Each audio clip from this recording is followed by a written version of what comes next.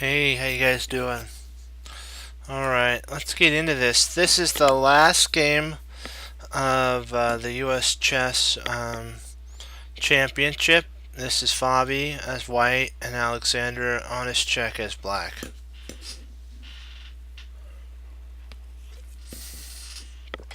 It was a decisive victory, and so we'll see how Fabi won. E4, E6, E5, knight F3, C6, knight C6, and bishop B5. So the Ruy Lopez. A6, A4, knight F6, castles, B5. So the Morpheus defense, bishop B3. Now there's this potential of an attack, and there's even potential that you could do that too. Let me see, what else is there? There's actually a potential takes right away, that, and then there, but I don't think it works because there's a knight right here. So b4, d3, 6, rook e1, and so now basically he's playing to there, a4. So Fabi's trying to undermine everything, take advantage of the whole thing. Knight e8, bd2. So if that takes, then you have there. So bishop f8. That's to keep a hold of this pawn, just in case this is to be played.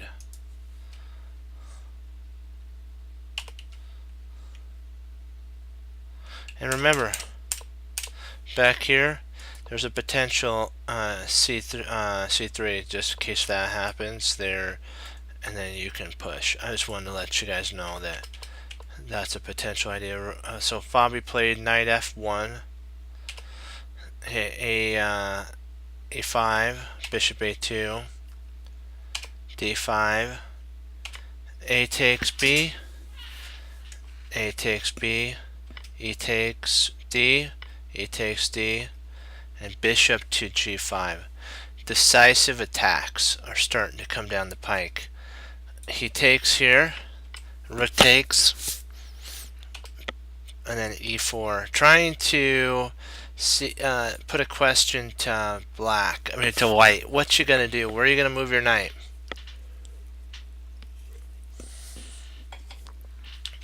Fabi takes, queen takes, rook takes, takes, and takes. So Fabi's now up a clear pawn, and he's really got a good position. He's got a majority. This right here is his candidate pawn. So he's got 4 on one side and 2 on the other. So rook d8, queen e2. Now he's eyeing that and potentially getting ready for here. So c4 is played. Nice, knight c4, c3. That takes scope, keeps that, and potentially prepares there. Also stops that. Also stops here. Also stops here. So he shut down all the black's counterplays. So really, the bishop only has really 3 moves to go to. That's a decisive move. And these are all moves that would be. So c5 was played. Bishop c5. a1, rook a1. And then e5, c6, rook g3, rook e8, trying to take advantage of this pawn here. b3, bishop b7. Now one more defender's gone. Rook a5. Now this pawn's about to fall. Bishop f8, queen takes pawn. Queen takes queen, rook takes queen, and then a4. And he resigned because Fabi's up 2 pawns, and he's just got a winning endgame. There's nothing you could do about it.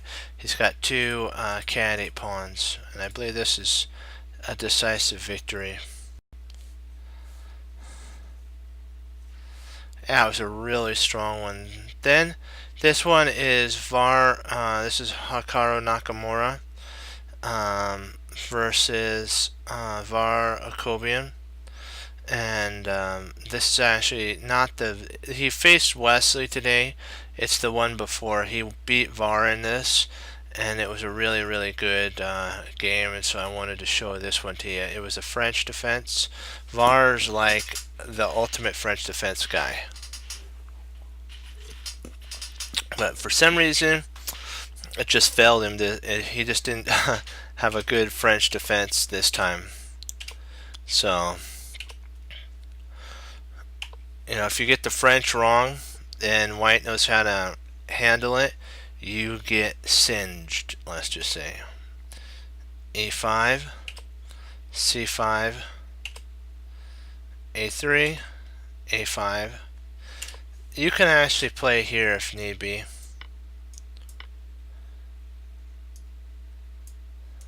And then you can lock down. And you get, it's a linear variation, but a different type. It's more of a squeeze, if you want to think about it. So you're going to play more on the queen side, and black has a little bit of a problem with his light square, but that can easily be handled. So bishop a5, b4, c takes d, knight b5, bishop c7, f4, bishop d2, knight f3, bishop takes, bishop takes. I'm surprised that Var actually allowed kind of that to arise a little bit. I thought he would just retreat kind of back, or if anything, grab this bishop here and say, yes, you're up a pawn right now, but I can later on play and then bring my knight and undermine that pawn. So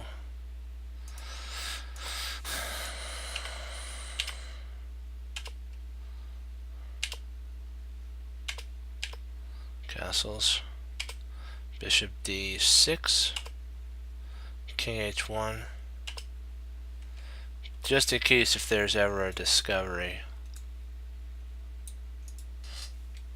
Bishop d7, rook b1, preparing to start the pawn onslaught. Knight f5, a4, a6, a5, knight ab8, ab7, sorry. Bishop takes, pawn takes,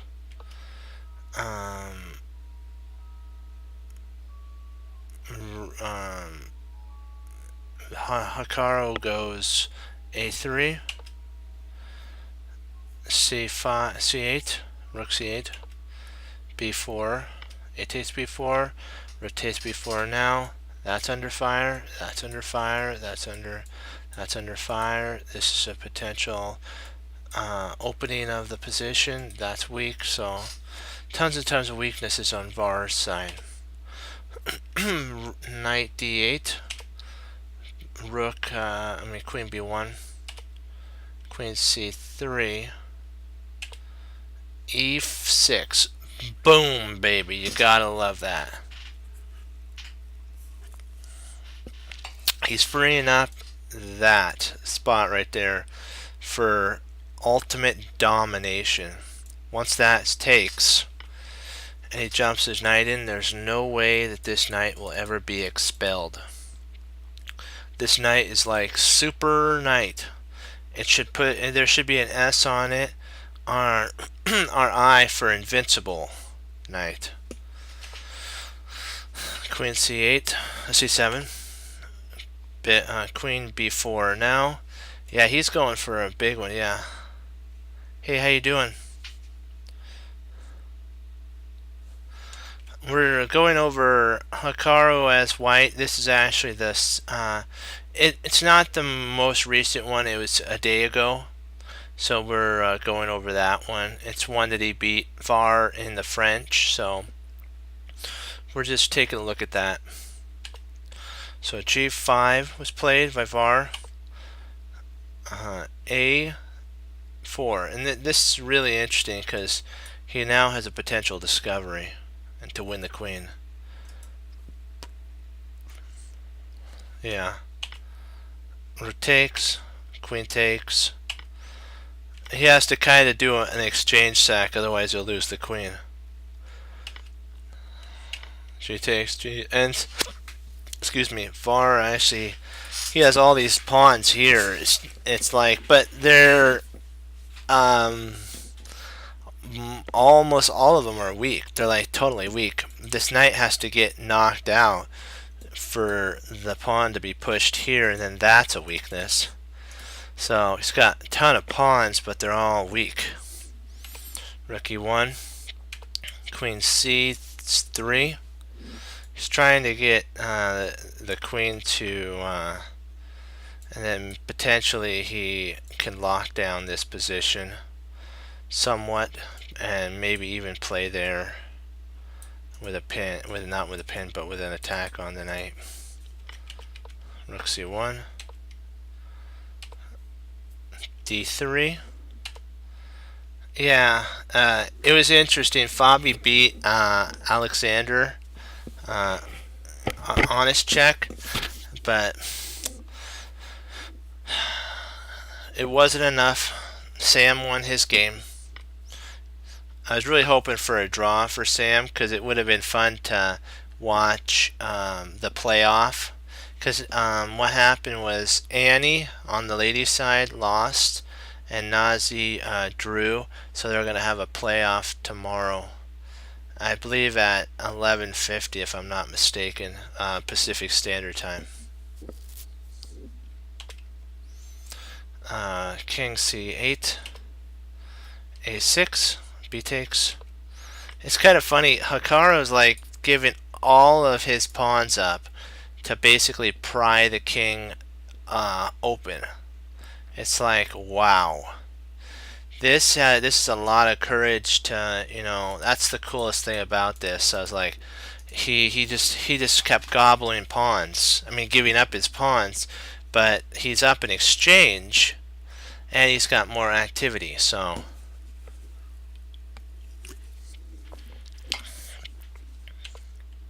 it's just crazy how much he had that he takes. And it's like, really, you're exchanging now? But yeah, we have to remember, all these pawns are like total weak. It's like, whoa. And this rook can eye all these pawns. This is like, if this ever advances, the knight's got it. And if a rook gets here, a pawn's got it. This bishop's tied down to the defense of the pawn. This knight is passive. So, and he can actually hop in. Hikaru can hop his knight back into e5. And very, very not fun position. Rook a3.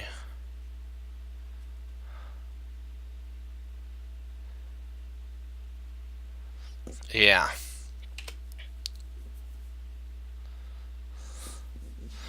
Because he's got a weak point. This pawn can't be pushed. I agree that the whole thing I have to remember from what my teacher taught me was that the game, chess, is about checkmate. It's not about material. And I constantly have to tell myself that when I play, that it's okay to sacrifice if you win. You know what I mean? So don't ever. That's one thing. Today, Annie could have actually won the game, but what happened was she had a lot of time, but she didn't look deep enough in the position. she moved a little too fast. And she didn't see there's like a 6-move combo, and it would have won her the game. And it's actually, she did that twice. There was one, not today, but the prior one as well, she had that sitch with. She's an excellent player. She just needs to slow down and evaluate all the position. Cool. Rook takes the pawn. Finally, he grabs the pawn back. King b7, rook a3.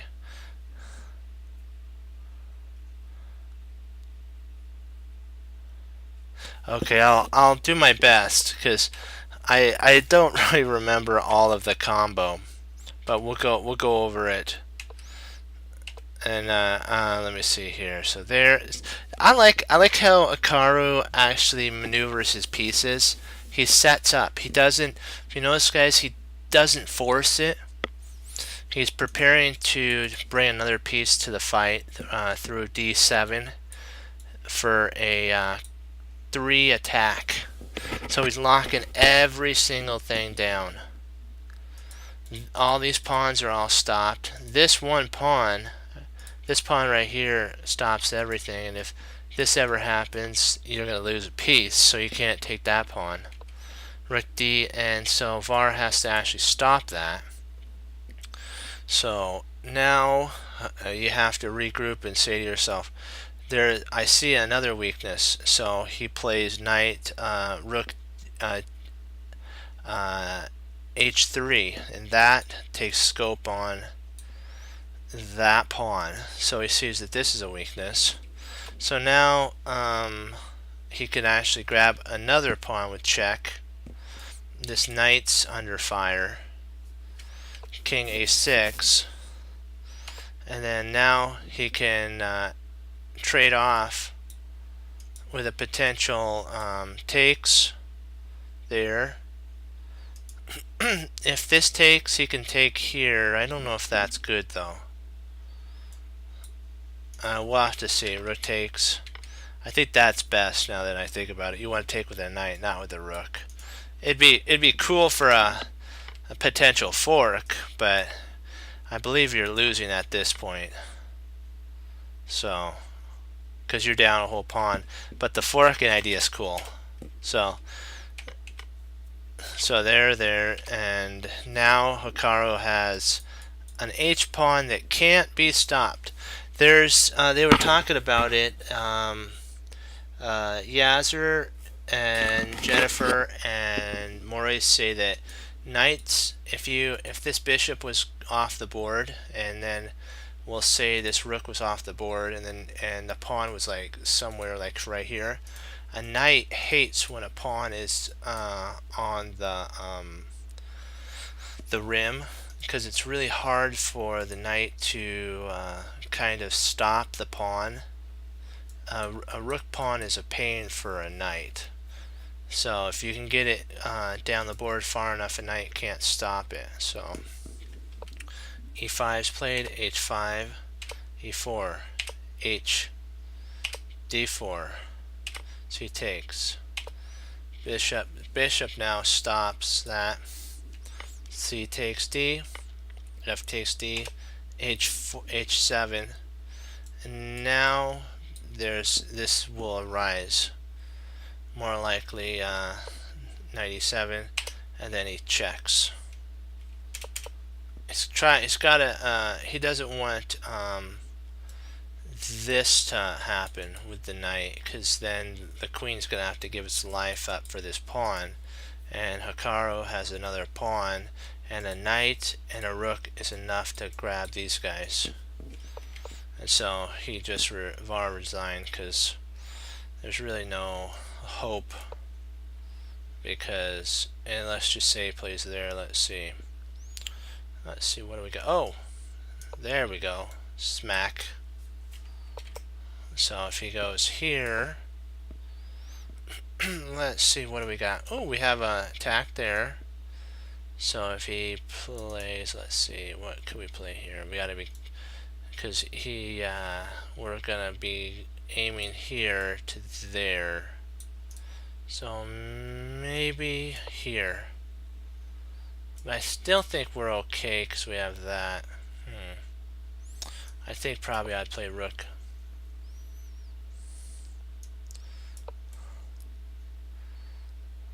And then now I'd bring my there,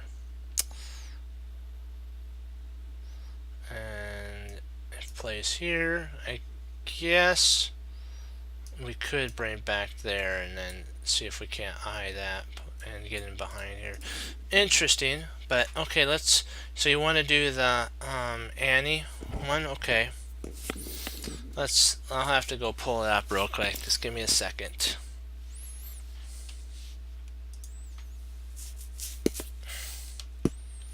Just 1 sec.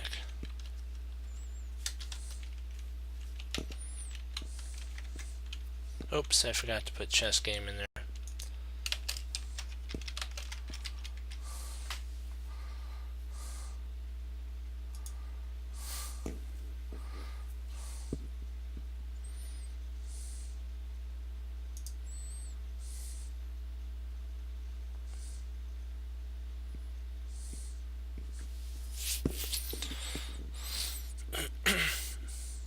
It's the Rubinstein variation, so it's the Queen's Gambit declined.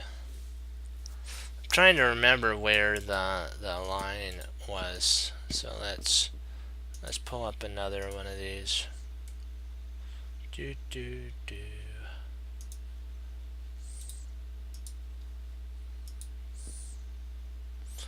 But the cool thing is, Fabi still has the World Championship to go to, so that's cool.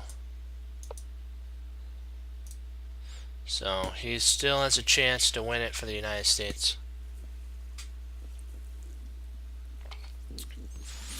It hurts worse than anything because there was one game he could have drew, and potentially he would have went into a playoff. It was the Izor game. But you know what? You never know. You know what? Sometimes you have to push it. You know, it's just one of those things. You can't always win. But he did really good. Supposedly he played in playing power up to like 2880 something. They measure it by wins and losses, your playing strength, and he played like almost 2900. Shankly played like 2920 or something like that. But so Fabi wasn't far behind on that. I really wanted to see though. That would have been really good. I was hoping that it would come down to a 1 sec. Sorry about that. Allergies though. I hate sometimes stuff blooms and it's irritating my nose. But I really wanted to see the playoff. That would have been fun for Fabi and Sam. That would have been cool. Because then I could have done more Fabi games with you guys, and but he is doing the in 3 weeks. He is doing another one. I forgot what the other one is. It's like I forgot. It's like the tour or something like that. Because Fabi does really good in kind of quicker games. It'd be cool. They both would clash, and they were both on a winning streak, so it'd be interesting to see what would happen. Okay, so Jennifer, let's see. Let's get to the point where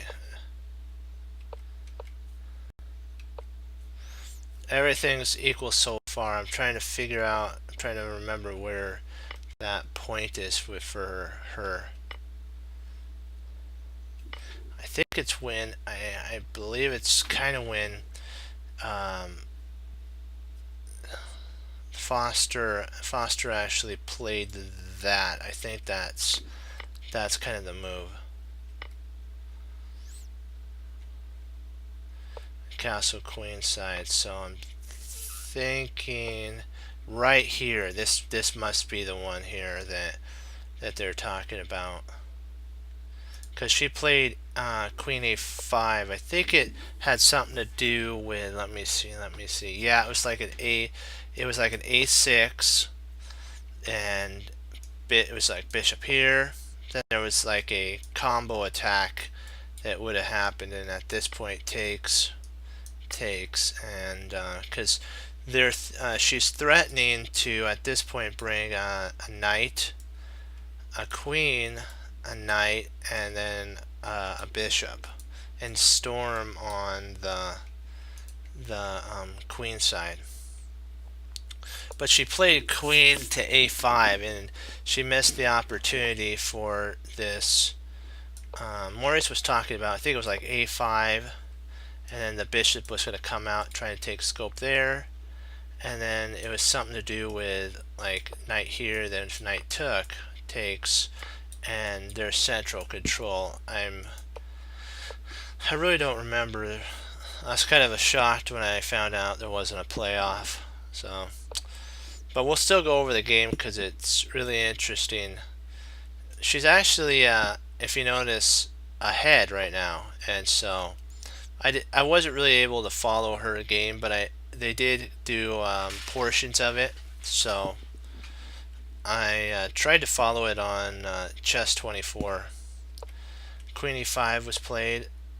They said this was actually best because what it does is if she plays here, you can actually then trade off or potentially go back, yeah.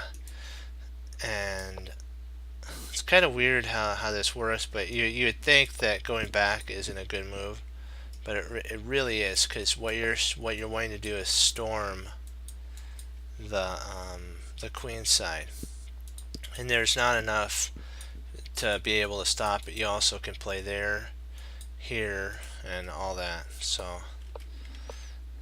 she played there, and this was also a question, in my opinion. I was like a question mark to me.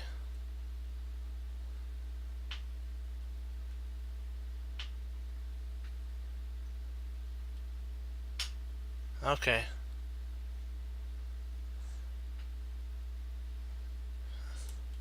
Not a problem.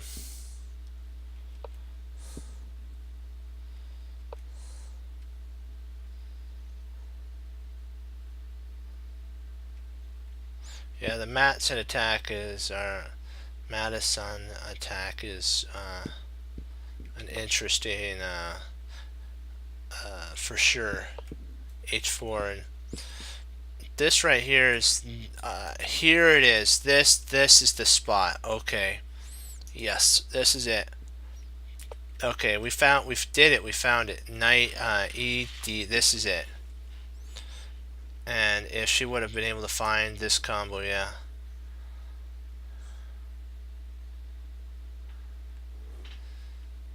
Lag. Okay, I'll turn off the. We'll see. Let's check my my recording to see if there is something going on. Hold on. Oops.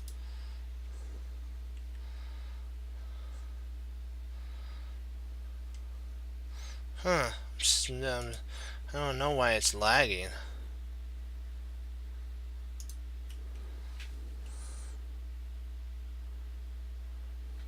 I turned off the engine, so we'll just enable it. There we go. We'll see if that helps. But it's something to do with that. And she did really good. It's just like she just couldn't find the correct line.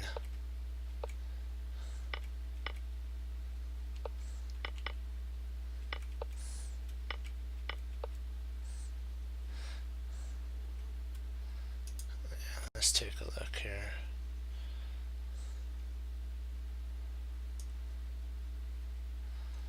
Oh, okay.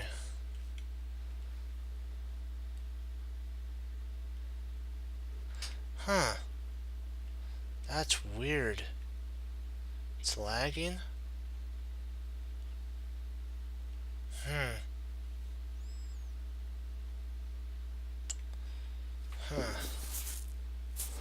Let me try something real quick. Let me see. I'm gonna pull up Twitch and I'll see if it's lagging on there. Just one sec, then we'll go over the game.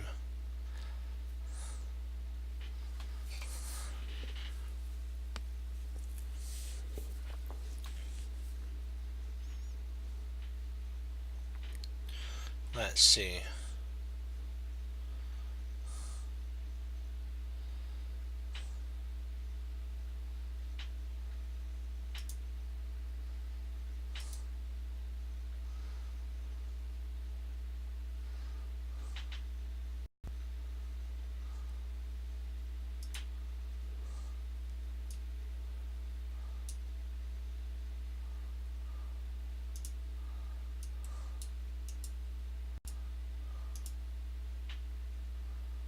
Okay, we should be good now.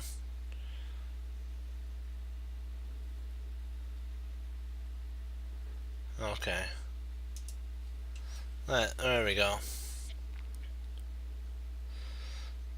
I have to work on, for some reason, my thing has like 720. I have to work to see why I can't get better at graphics. I'll have to do some research on that. Okay, let's see here. Bishop f5, knight f. Yeah, this is kind of an awkward line. It's usually not played. They usually either play this, this. I've even had them play that, even that, but this is kind of it's kind of to hold this structure, and I was like, so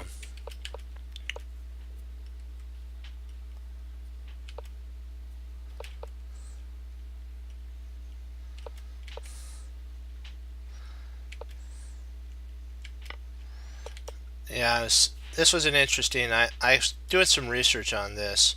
If he takes here, I have a center thrust. I have actually the ability to castle. So like if he plays here, I can castle. If he comes out, tries that there, and takes, castles, and then I have that.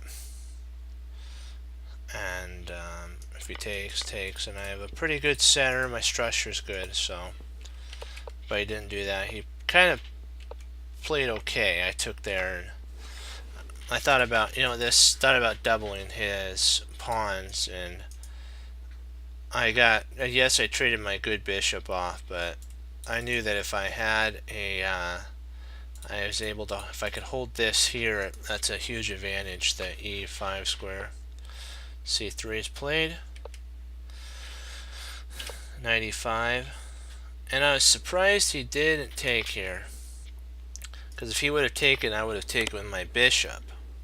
Not my knight. I mean, not my pawn, because there's really nothing to attack here. And if he played there, I could have brought back, and actually I might have brought it back. Probably I'd have to bring it back there now that I think about it. And then here, and his structure's kind of wrecked, so maybe something like that. But yeah, so he didn't do that. He didn't want to see that happen. So I went f3.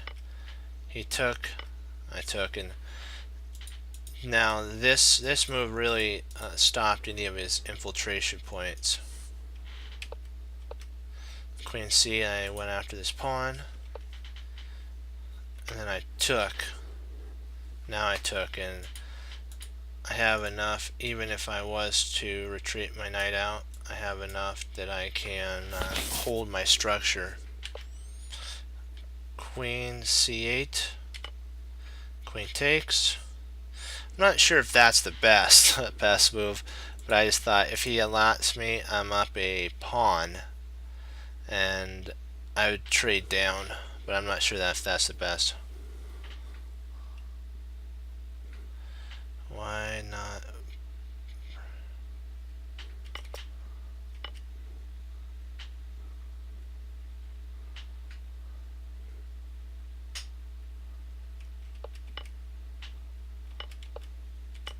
Oh, why not G? Oh, bring the bishop back to G3 rather than castles. I could have done that. That is an interesting idea. I just thought that it's more. I just wanted a castle, get my pieces involved. I didn't really think about redeveloping the bishop. Also, I was thinking if the rook ever moved here, I'm ripe for a pin. So castle and then knight G4. This was interesting here. And then I took and I opened him up like a tin can, and I took there. So it's interesting how this endgame played out because I think I played it okay. I don't know if I played it to the best. And then he played king G6, rook takes. You could actually, I could have played potentially before that.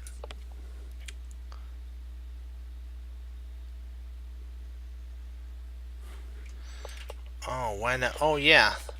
I just thought with my bishop, I was just gonna castle and trade off down because I'm up a whole pawn, and my pawn structure is good. So I wanted to go to an endgame where I was more comfortable, and I didn't mind if he traded off and caused an imperfection kind of in my structure, pawn structure. You could actually bring it back, but I just didn't want to kind of stop. I had a momentum going for an attack, and I didn't want to stop, so I just castled and went right for it. But you could have brought it back, taken time to bring your. Let me see. You could have taken time to actually bring back there, but you do have a problem there at that point. So I'm not sure if that's what you want. You could. Let's see what. I guess you could then bring it back to F3.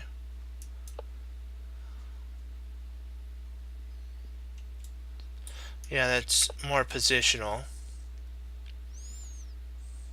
Yeah, if you wanted to keep your bishop on board, you could. That is a possible idea. Yeah, it is a possible idea. I had a plan, and so I went with the plan.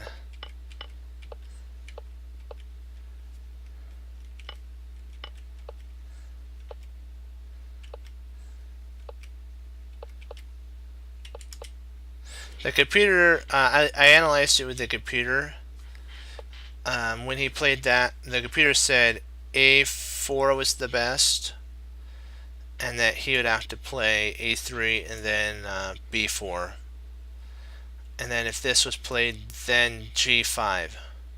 And if that was played, then you take, and you have a bind here. And if he pushes, then you bring your king up, and you kind of have everything is kind of in your grasp. And like if he plays down here, you play up there, he has to hold on, he has to keep an eye on this pawn here. So basically he has to hold, and then at that moment you can play here. And if he takes, then you come in, and that's kind of what the computer was saying. So this, I just decided I had a plan on playing on the king side, seeing if I can lock it down, then move over. But I didn't. I should have played H4 at this point rather than move my king. H5. I played G5 was correct, and so king F7.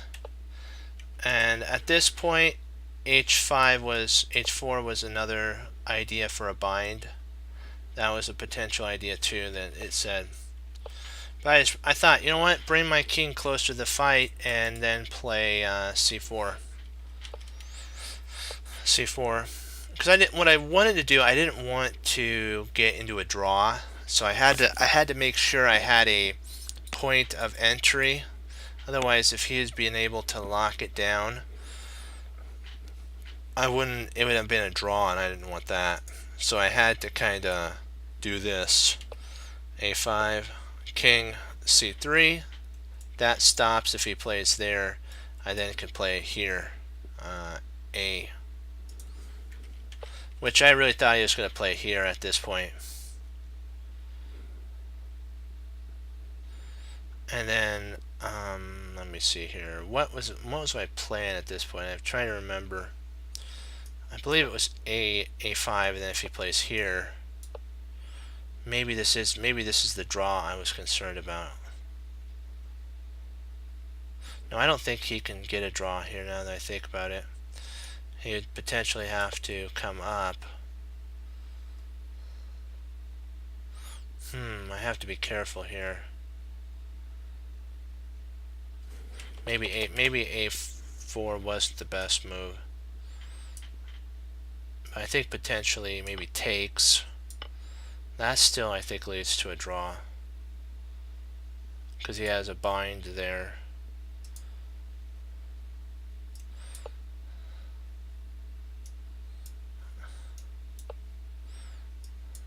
I think this, if you don't play this right, he has to play here, and so then if I played there, he can bind there. If I played here, so I don't think there. I think you have to be really careful with. I think this is a draw if you don't.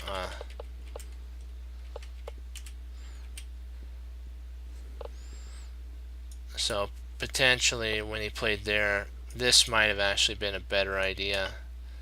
And then there. Now this makes sense. If he plays there. Whoops, wait a second, my bad. You would take there, so he's gonna have to push. And then you push. There we go, this is it. And now I have an entry point. If he tries there, I just move in. And I can win this, and then break the structure if he tries something like that.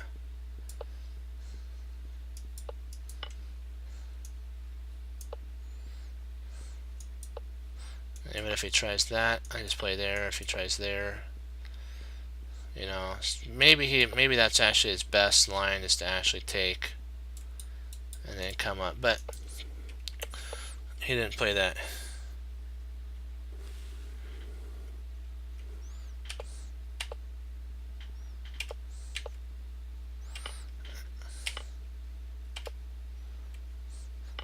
That was kind of the crazy line when he allowed me to do this, and I was like, came over, I took a pawn there, he played B, I played D6. Potentially best is actually C6 is actually best. Then if he tries, you just take there.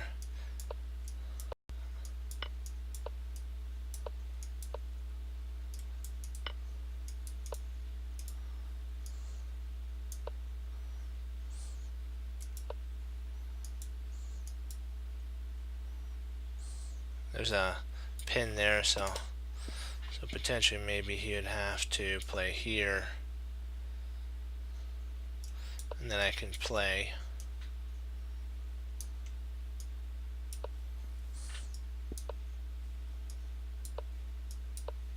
At that point, you could just take.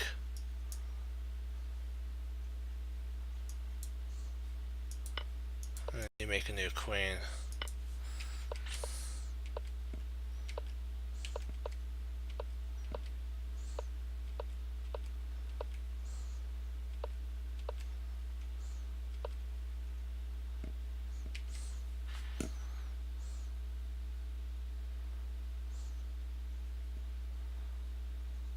You have to be careful here because you don't want to stalemate.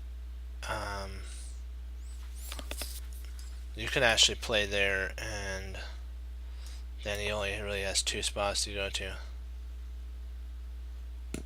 Yeah, this is kind of the idea that I was looking at before he resigned. He doesn't really have any other spot but this.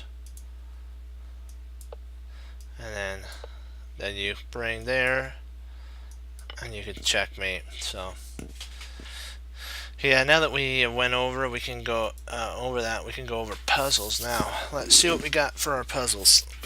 Okay.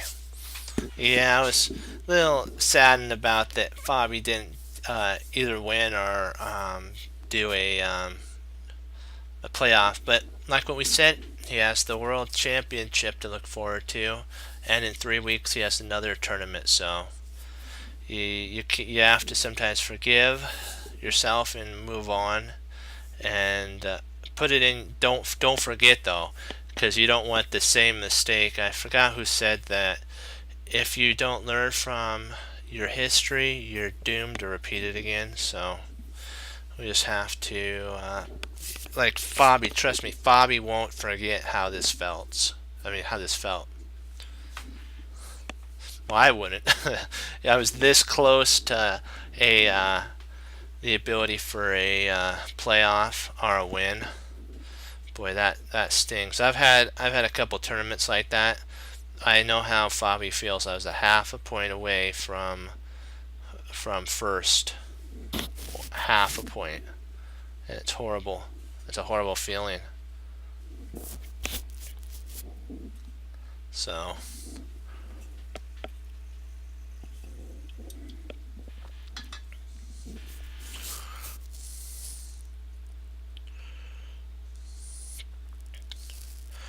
And then one time I did tie for first, and it was interesting. We had a playoff, and it was a good one.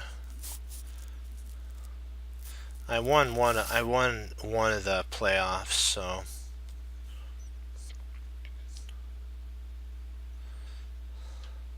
it was fun. But I do know how it feels. Half a point. Ugh, that stings. That's like, it ranks up there with like a bee sting and all that. But it's that feeling you get in your stomach, like, it feels like your heart goes to your stomach, and it's like, ugh. Because you work so hard and you don't get a playoff. It's like, ugh. So I feel for him. I know how he feels. But he does get a chance at the world champion, so that probably is what eases a little bit of the agony. Because it's never fun to miss first place by half a point. Let's see here. Okay. What are we doing? Because we went e4, he went knight f3.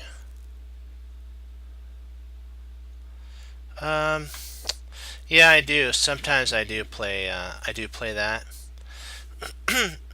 I used to play the Scotch game, and that was a fun one. And then for black, I do like the French or the Petrov. So I like the Petrov. It's an interesting line. There's a lot of snares you have to be careful of in that.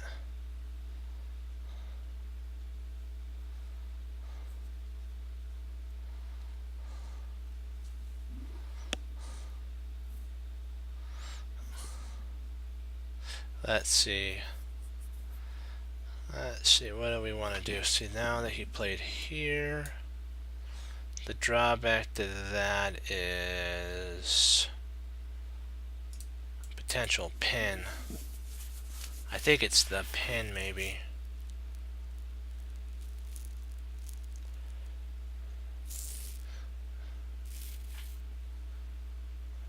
No, because then he can actually take with his rook. And that causes a lot of... No, I guess we could at that point then take with our knight, couldn't we?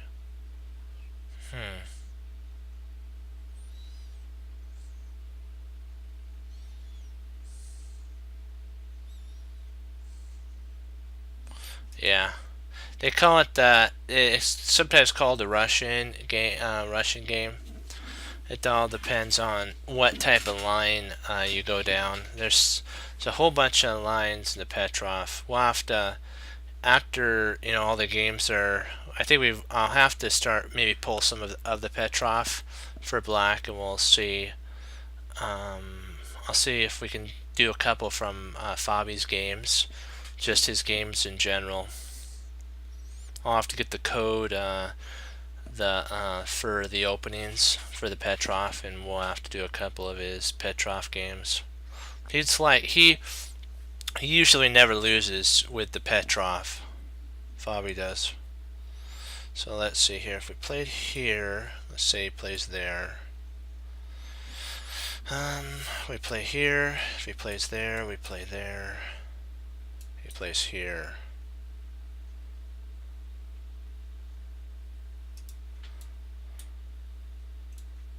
Actually, if he plays there, we take that, so he can't really do that. So here, here. And we're up in exchange. Yeah,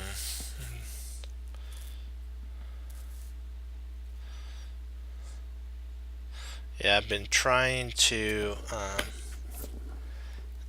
do a lot more tactics so I can get better at spotting like the forks, the pins, the skewers. This is really the only thing that I kind of see that's a drawback to that move. Excuse me, is that it's on the same diagonal as the queen. It doesn't even matter if he plays there, because we then can play our bishop. But he does have that. And then if we played here, he took there. We took here. Took there. Interesting for sure.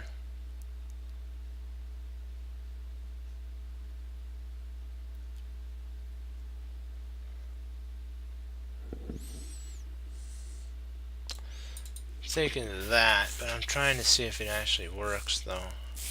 One sec, I'll be right back. You guys take a look and see if bishop d6 actually works for me.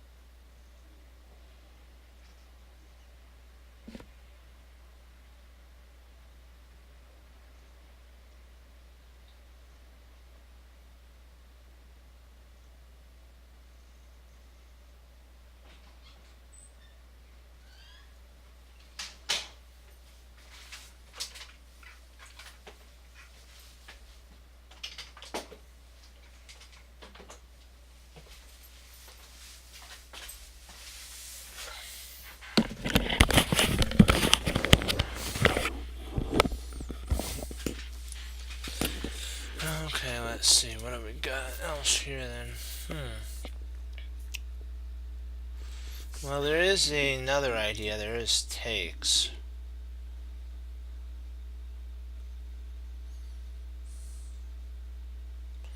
The only reason I thought that was if he plays there, we can actually take here.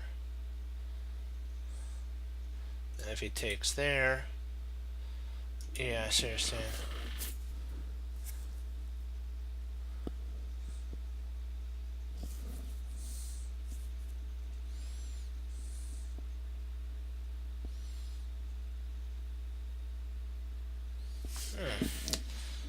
Maybe if we play our queen, maybe it's not knight. No, that doesn't work because he can just then trade off, and then when we trade off, he just takes, so that doesn't work.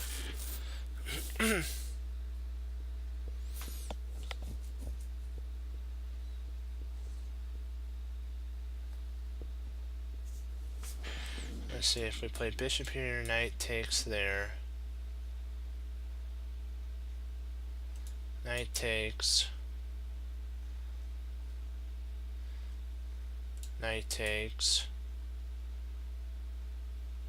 Rook takes. Bishop takes. Queen takes. And the pin still exists there. I think we're up a... we have two pieces for a rook and a pawn.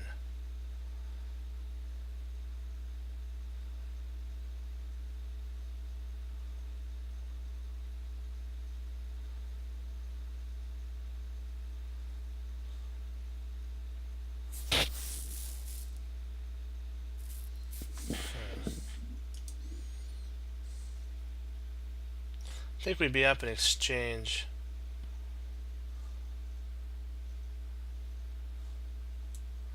Interesting. So here, sorry, here, there, there, there. I'm on. Don't lag on me now.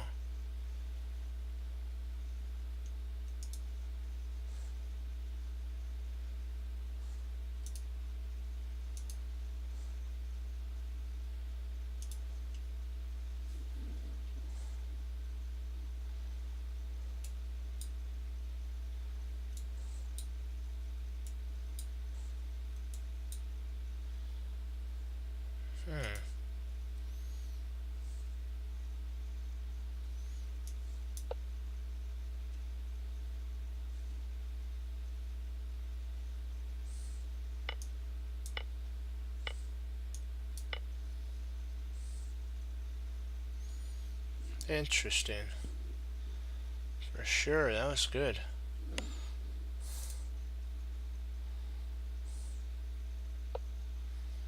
Well, hold on, I want to make sure of something. I just wanted to just go back through real quick and come on. Hold on. I want to just see why the other one was not right.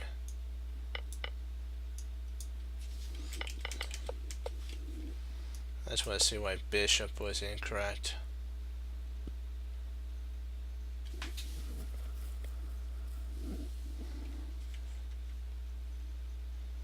Because he takes there. Say he takes here. He takes there. Here. Here. Here. Oh, I see. He can actually take there. Okay, I gotcha. I see now. Yeah, well, that's not good. Okay. I see that now. I was wondering why I was wrong. Now I see why.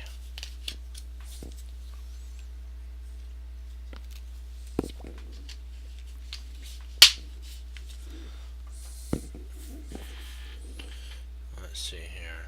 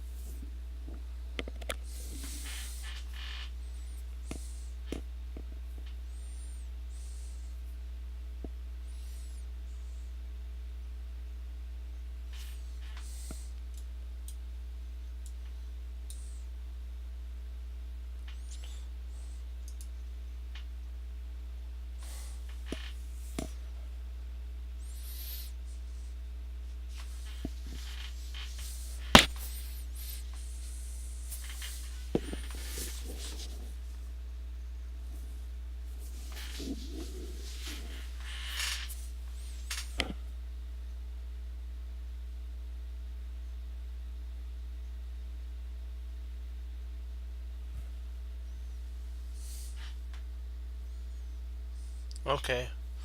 Bye bye. Be safe, okay?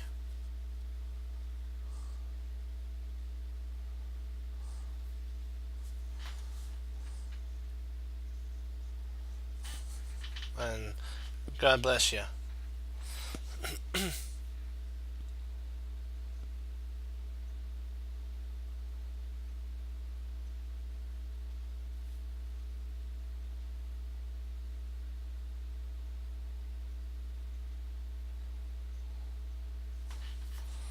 Let's see here.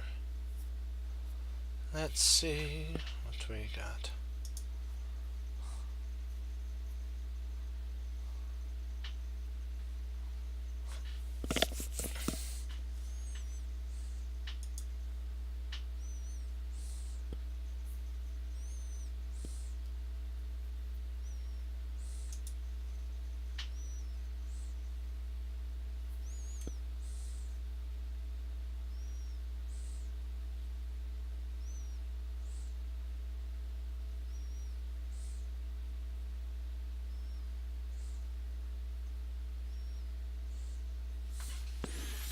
Let's see. What's the series? If we played here, here, he's gonna take there, forking these two pieces.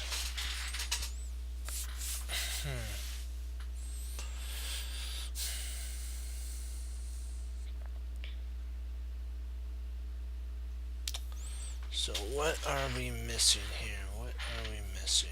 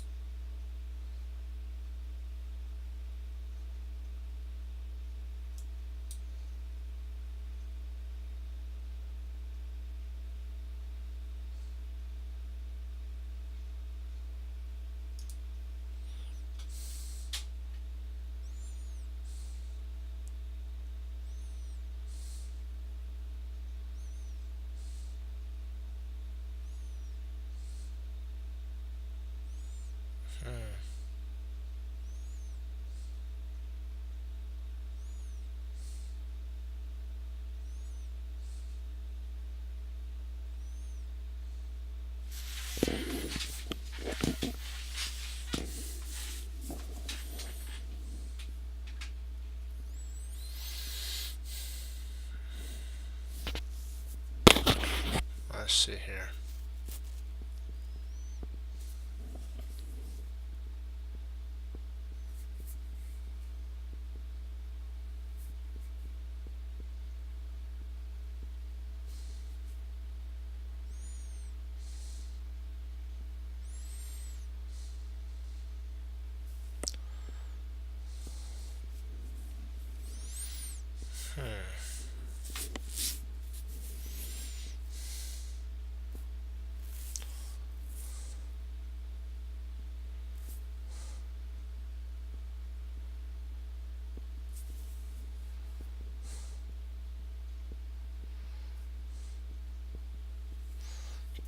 Trying to see what the best idea, because I'm trying to see if this there.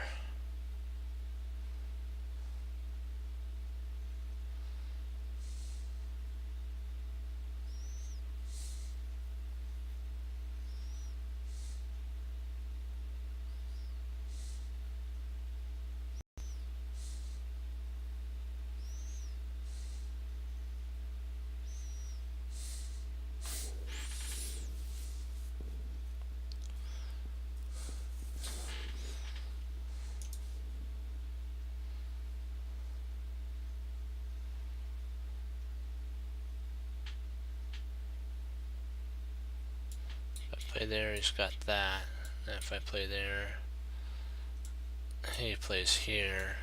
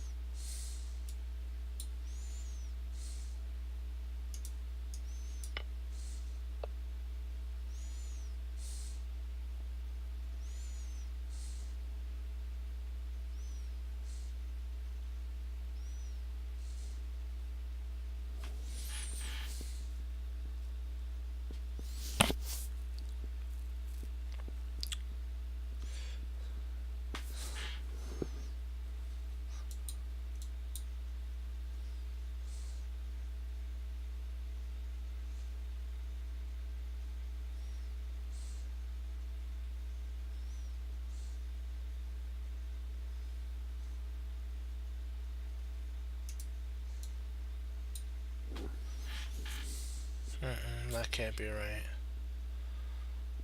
Because then we lose the knight.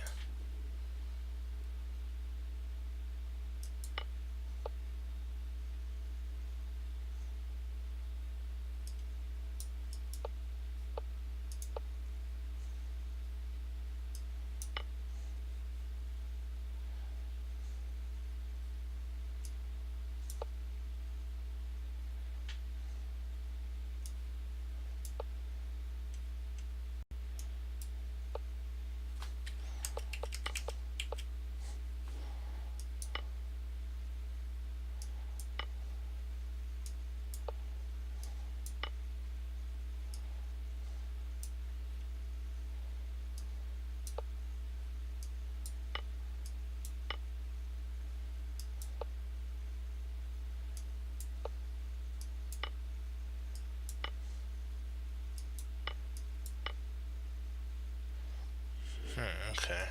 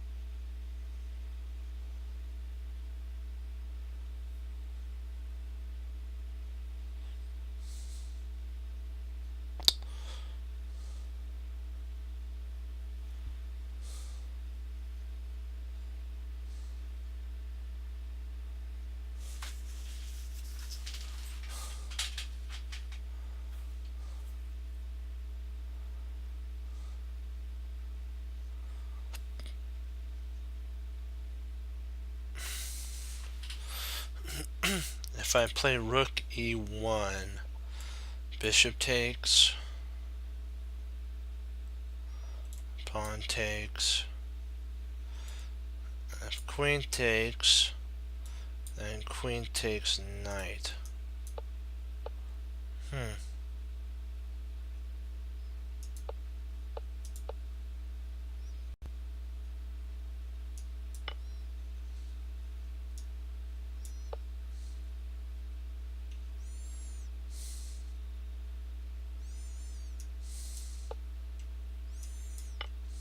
Okay. Snap.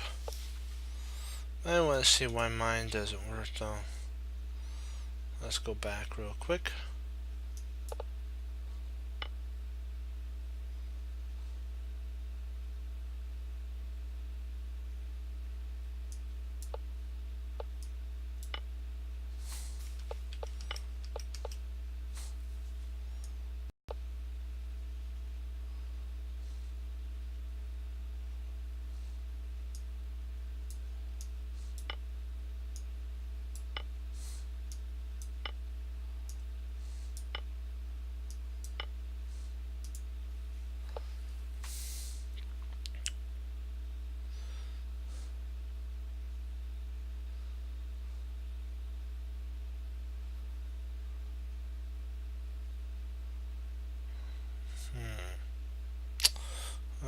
Okay, let's see here.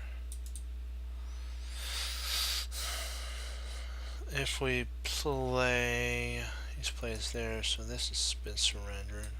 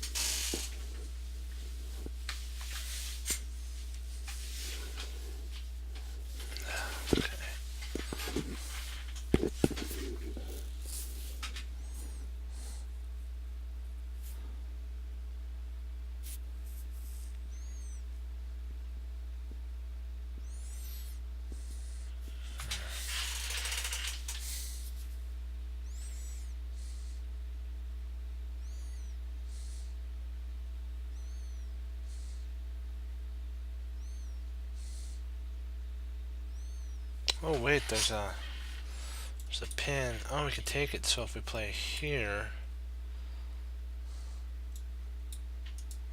let's see if we take there.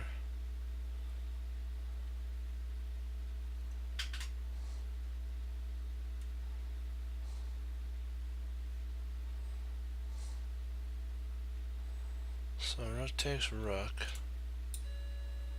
Rook takes rook.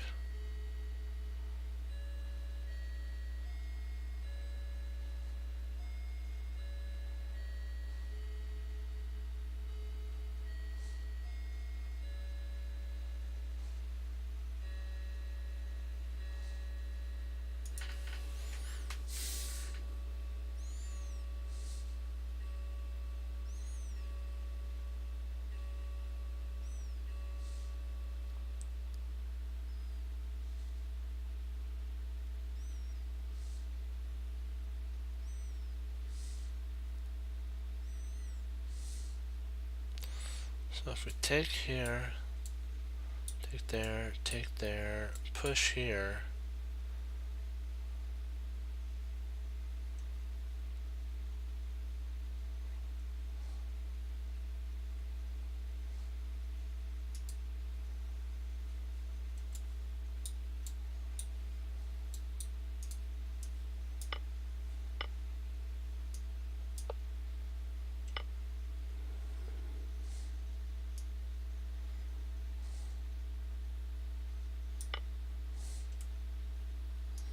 Boom. You gotta love it. You gotta love it. Yes. When you get it right. You gotta love it.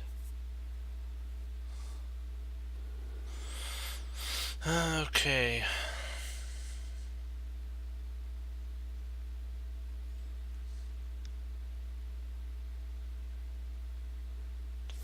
Okay, if we played rook takes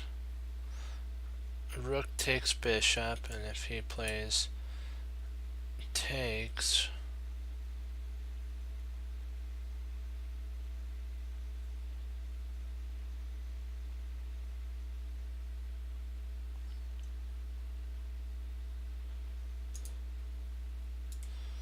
or if we play bishop takes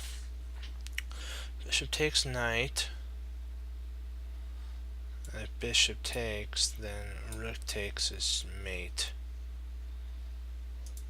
See, that's the only thing about taking here. He comes close enough, and if we take, he's able potentially to equalize. So then after takes,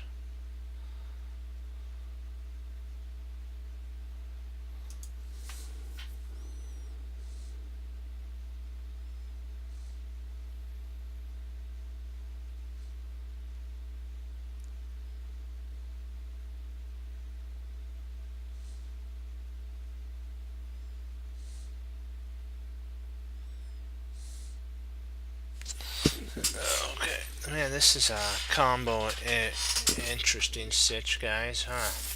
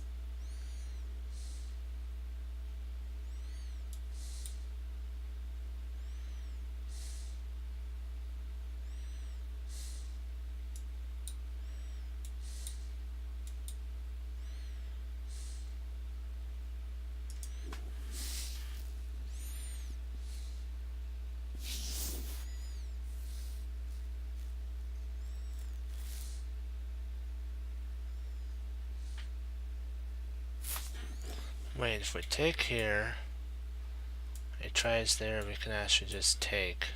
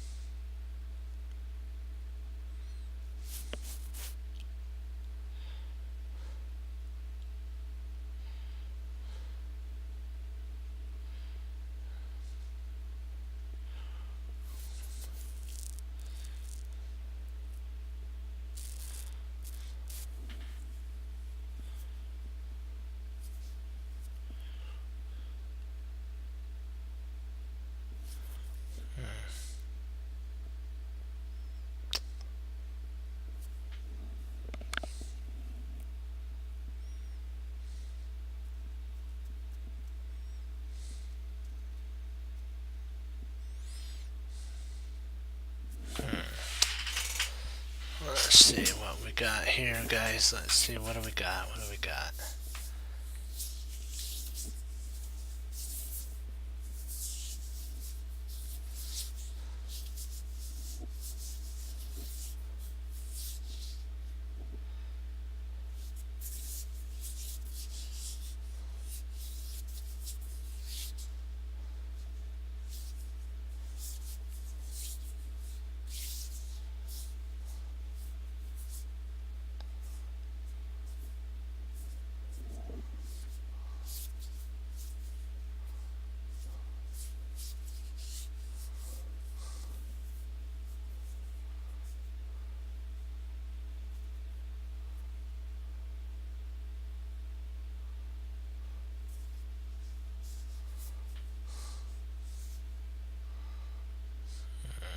So when we play here, puts him on the diagonal. Also puts him here. How do we take advantage of that?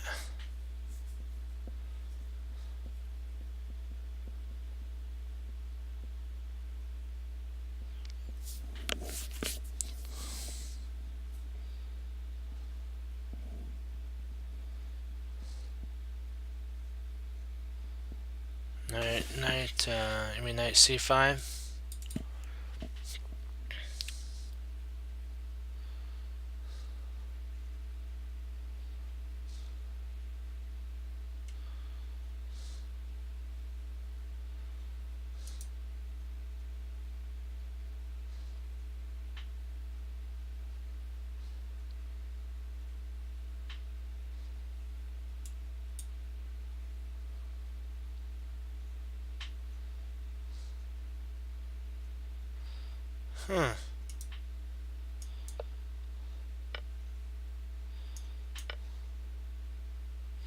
Yeah. Totally didn't see that. That was an interesting one. Good find there.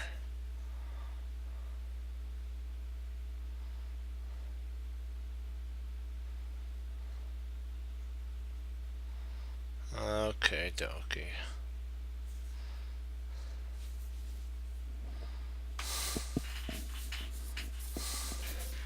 See, the drawback to that move is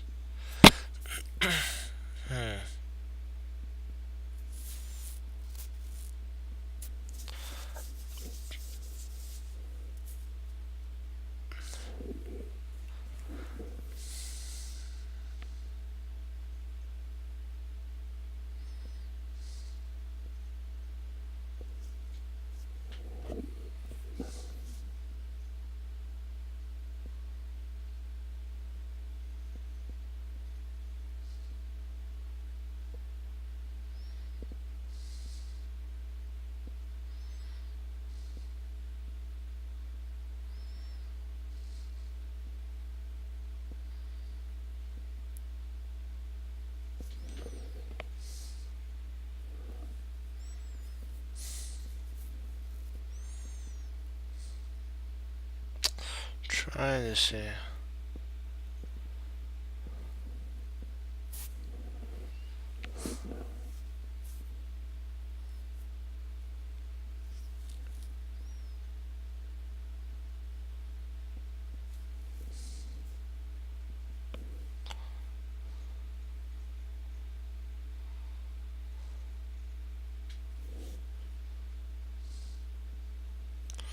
Knight takes g4. d4, sorry, not g4, d4. Bishop takes d4.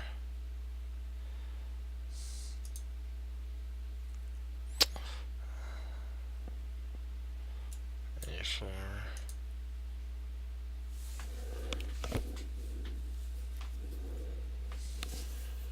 I'll be right back. One sec, guys. Keep an eye on this to see if you can find it for me.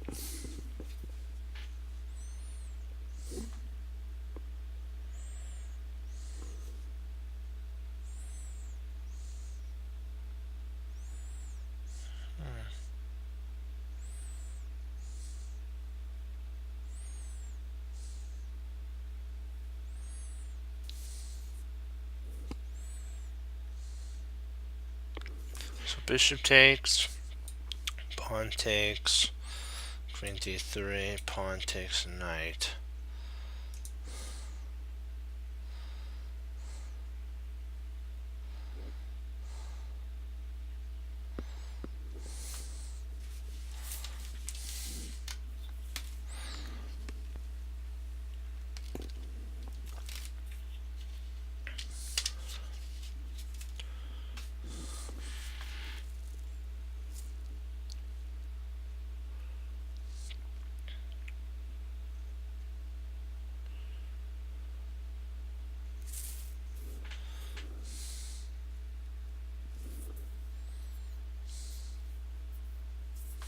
Oh, wait a second. Here, d4. Oh, I see why d4. You're right on that. 100% right. You're right. That actually works.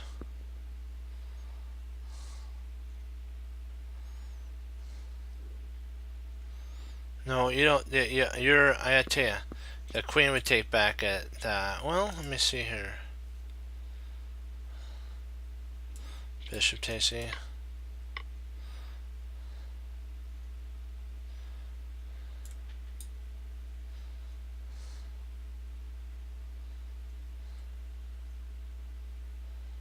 Knight takes. And bishop takes. Queen check. Yeah, interesting.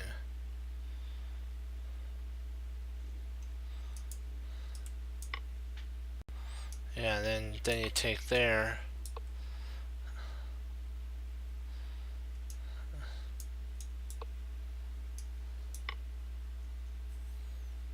Okay, perfect. Yeah, nice job. Nice find there.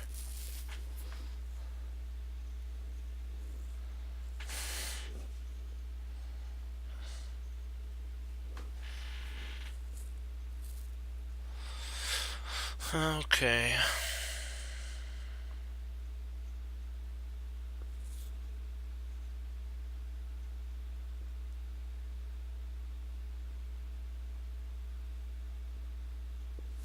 Hold on.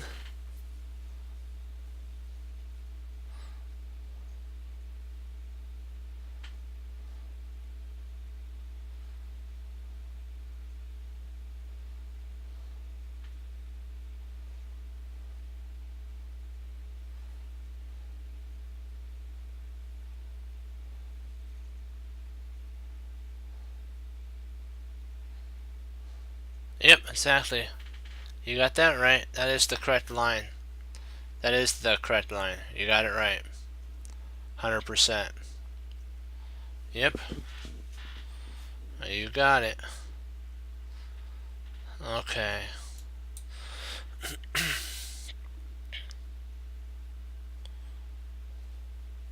Yeah.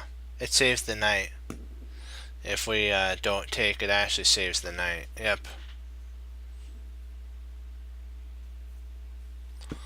Let's take a look. We'll take a look real quick.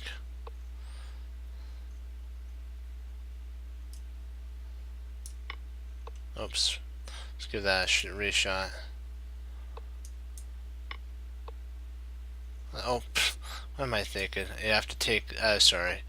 You have to take with the bishop first, that's right. Then you take, knight takes, and then if bishop takes, then you go there, so if after that, if we go here, that actually, you're right, it saves him because we don't have enough time. He can actually play here and then take back. Yep, that's right. That's why you have to remove the knight, and then when takes, and then the queen moves here, you just take, and now you're forking those two. Yep, you got it.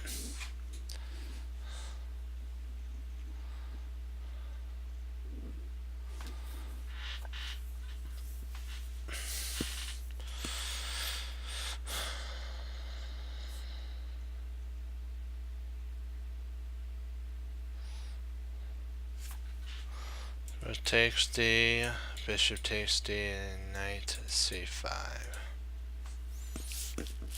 Okay, rook takes D, rook takes D. Oh, sorry. We take on D7, rook takes D6. E6, sorry, E6, not D6, E6.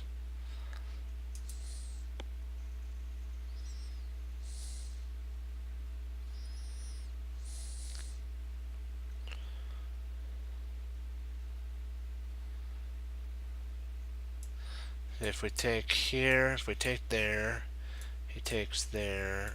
We actually, well, I guess you're, yeah, because we this unleashes the.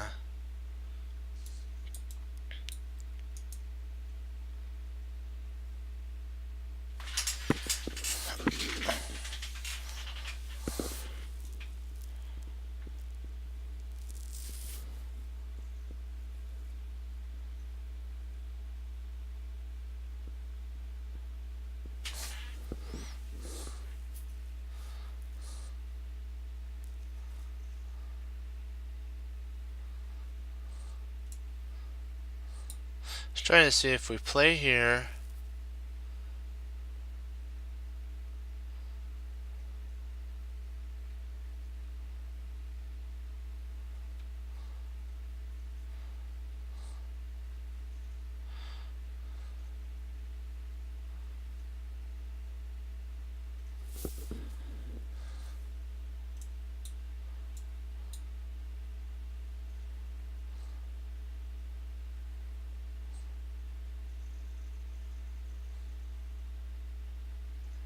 It does have that.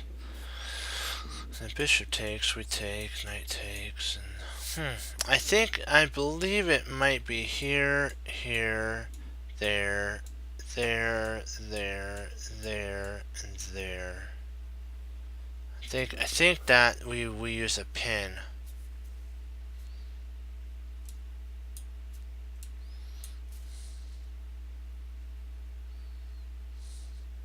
Because I think he actually takes our knight. If we take his knight, he takes our knight. So I think we actually have to take on c5. His knight takes on c5, and then we play bishop. But then potentially he has rook there. Huh. Snap.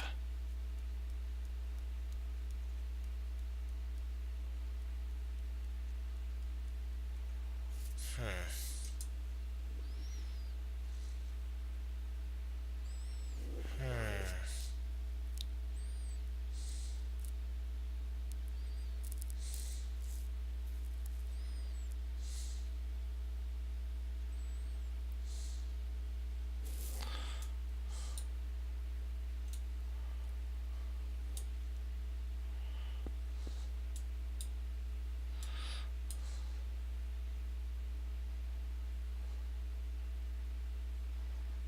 Yeah.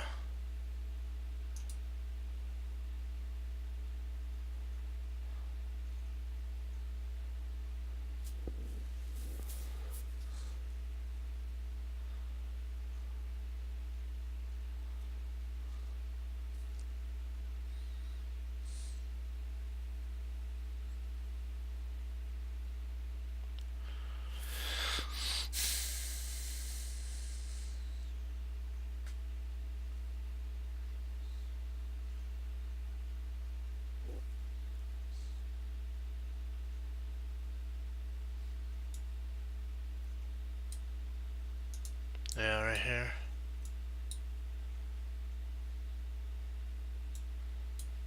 I'm thinking something like that, though.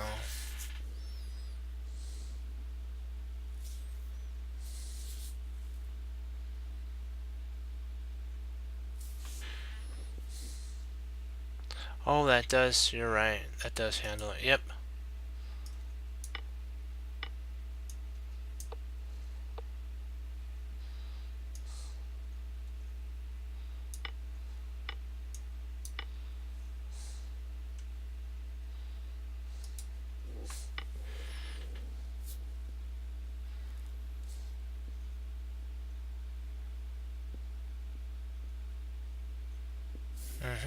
You got it. You got it. That's right. Boom. You gotta love it when a plan comes together. Yeah. Yeah, I love it when a plan comes together.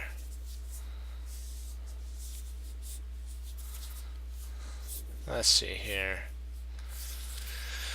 What did he leave behind? What did he leave behind?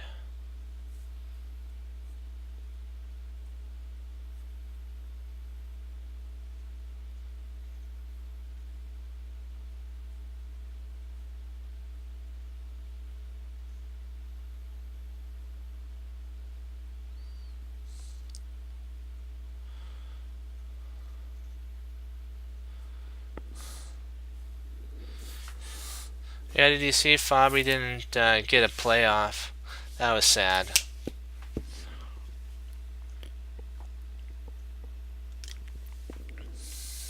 But that's what happens sometimes in chess.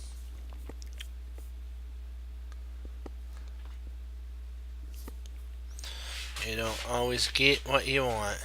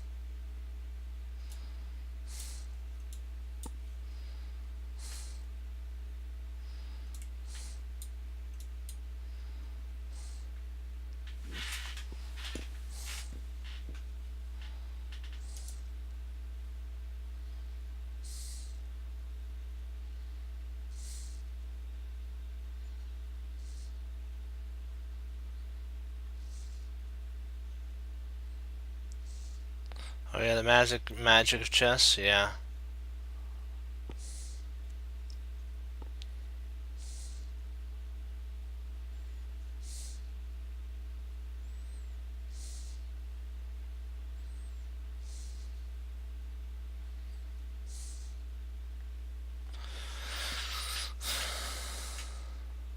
Kind of reminds me of that one song in Back to the Future, the power of love.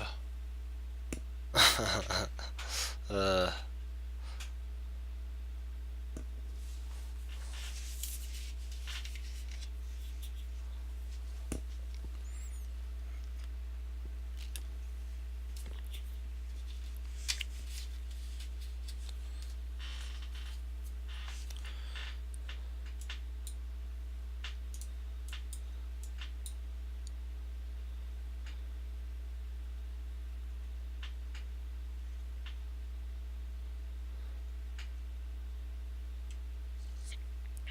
I think if we play here, he plays there. I was looking at that, but I'm not sure if that actually wins, because if he plays here, I guess that does, doesn't it?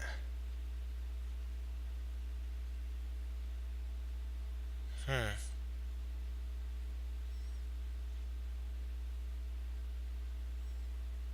That does stunt his idea, doesn't it?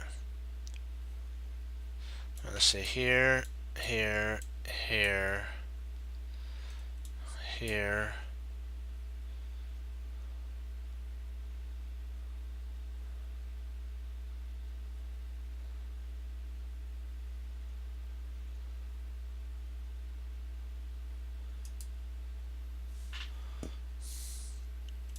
See here.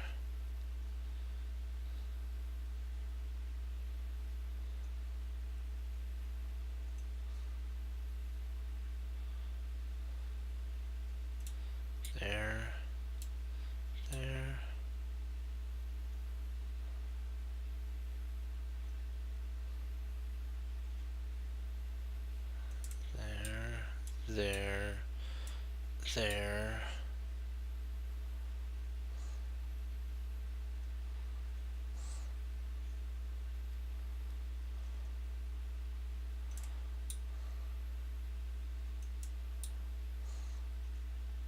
I don't think we have enough.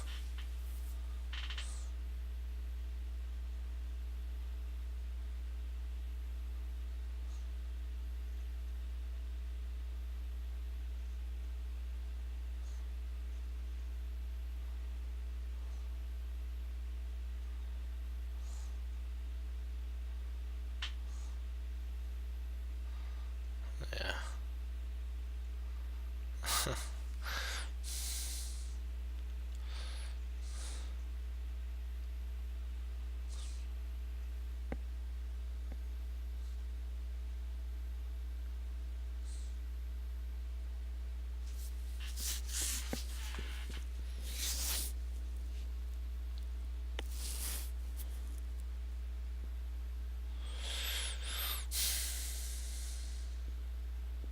Trying to see, because I'm trying to see if we can make this.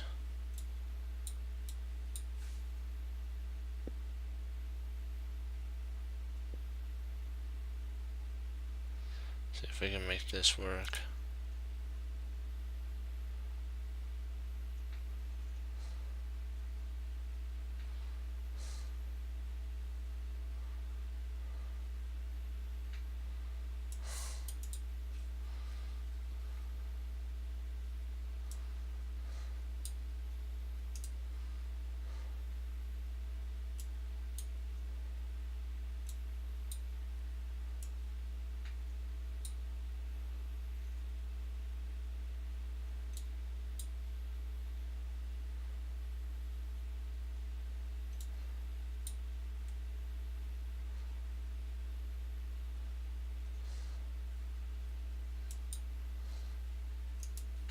Well, if we go here, sorry, the knight on c4, c3 goes to e4, rook takes, rook takes. If knight takes, then we have check.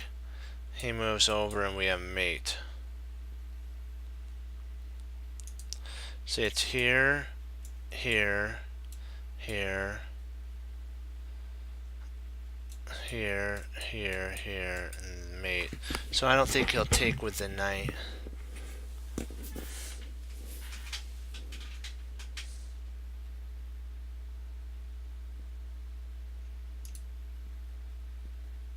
I think we win a bishop in this scenario. I think Chris is right. Because if we play here, the c knight goes to e4, rook takes rook takes d1, rook takes d1, rook slides over, knight takes, bishop takes, then queen takes, then we win a piece.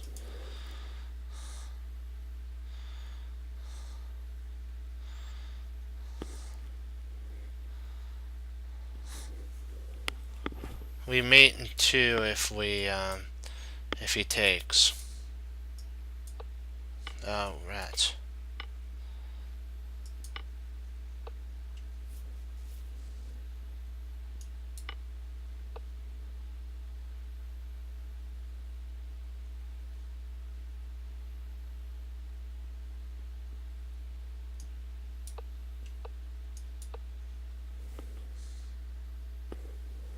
How come he doesn't take?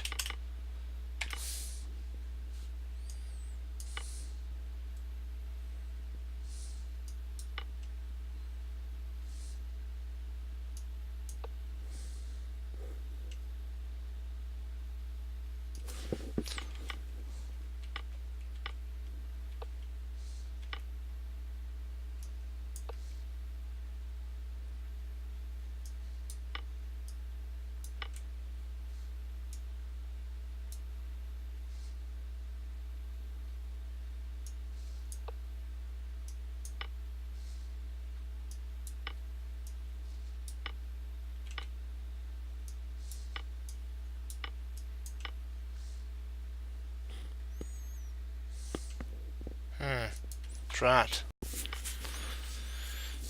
missed that. Wow, we should have calculated that. I didn't think we could take, but we could have taken drat.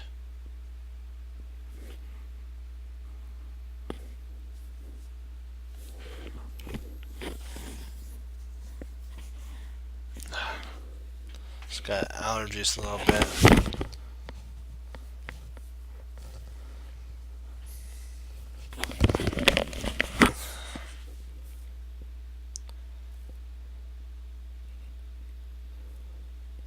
Let's see here.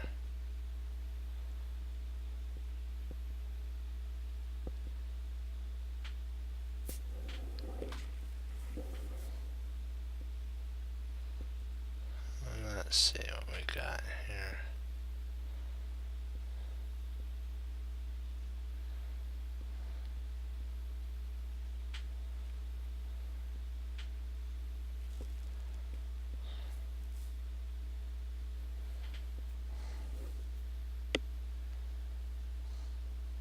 Well, what happens is,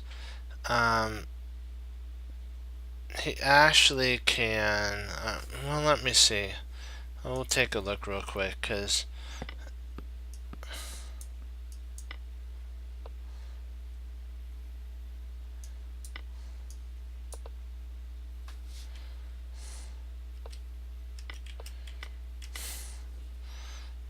I believe that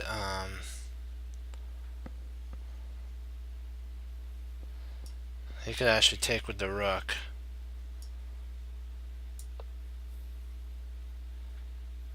And that's kind of why it doesn't work. He can actually take with the rook, then get out, and still hold his position. So his idea is to hold the position.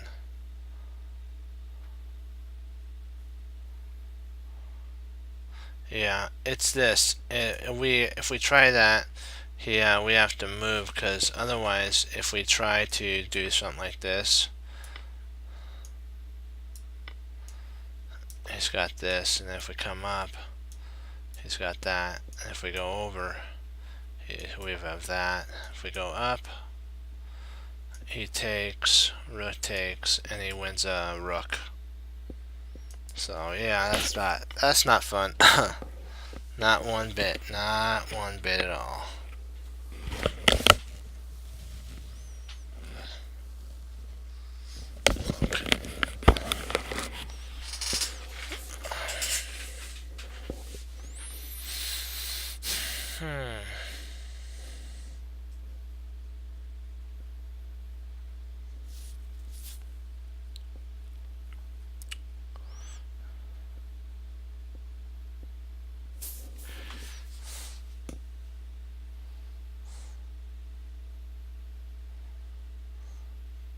He doesn't take the rook on d1. Because there's no, if he does that, that actually helps us out. So what he's going to try to do is take advantage and take a pawn and try to get in behind us. His goal is checkmate, not rook takes d1. That's what the computer says, and I believe that's 100% right. They go for brute takedowns, and so that's the brute takedown.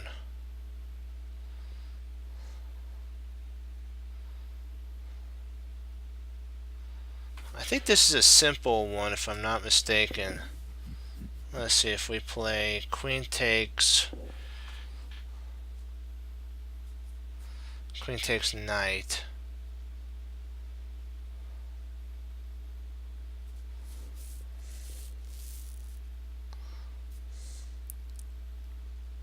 But he does have that, so ouch.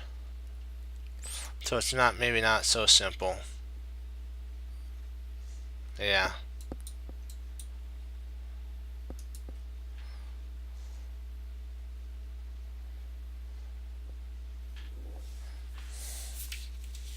There's a reason they give you a knight.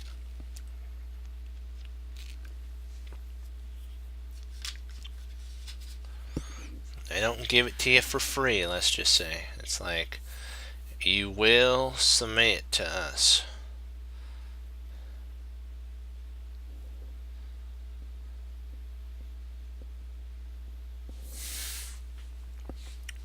So here, here, here, here, here. Okay, so here, here, here, here, here.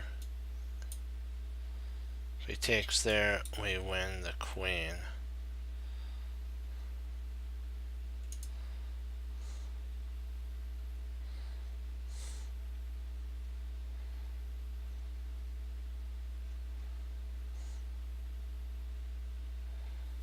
Yeah.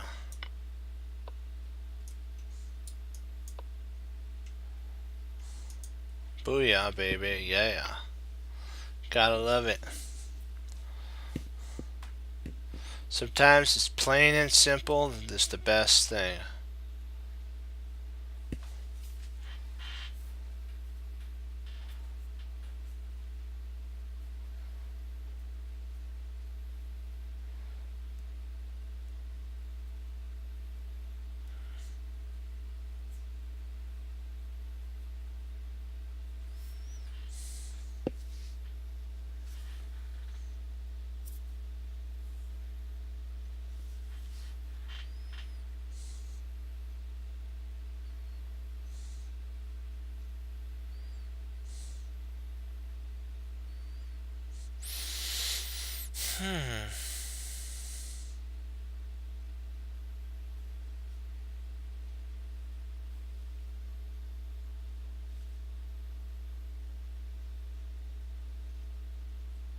Yep, exactly. Let's see here.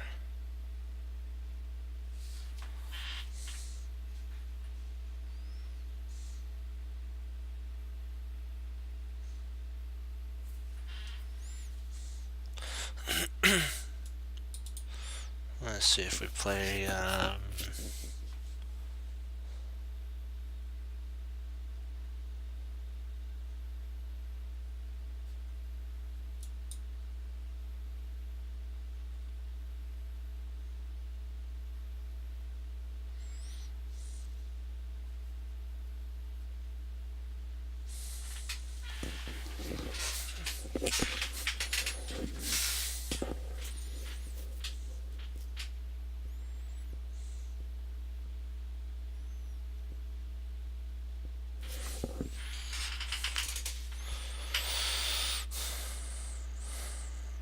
Yep, that's it.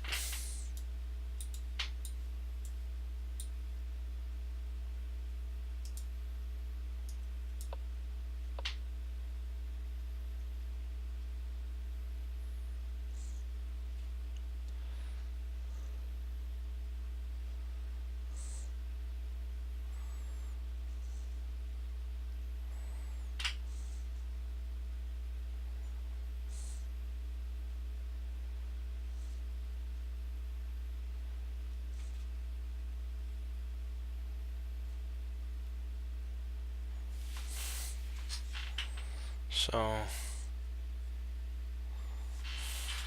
then we have to play pawn takes at that point. Pawn takes rook. And then if queen takes rook, we play check. And then when he goes over there, we take. Or if he intercepts, we take. Oh, you're kidding me. Wow.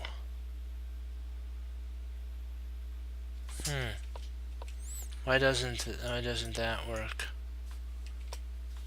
What did I do wrong here? Oh, he takes a check. Man, I missed that totally. That's the only way that holds. Snap.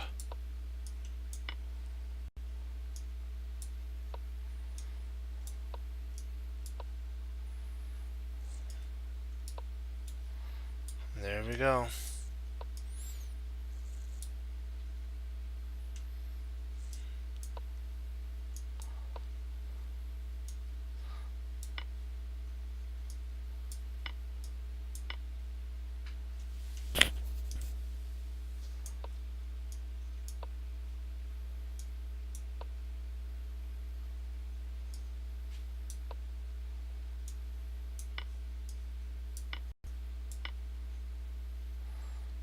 Yep.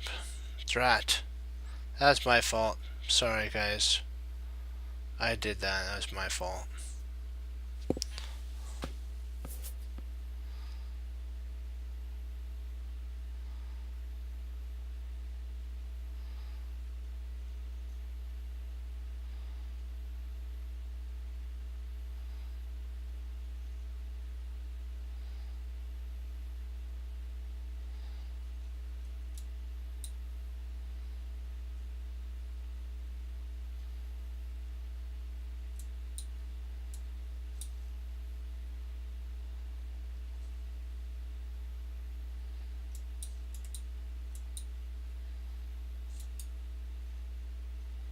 So that's not it.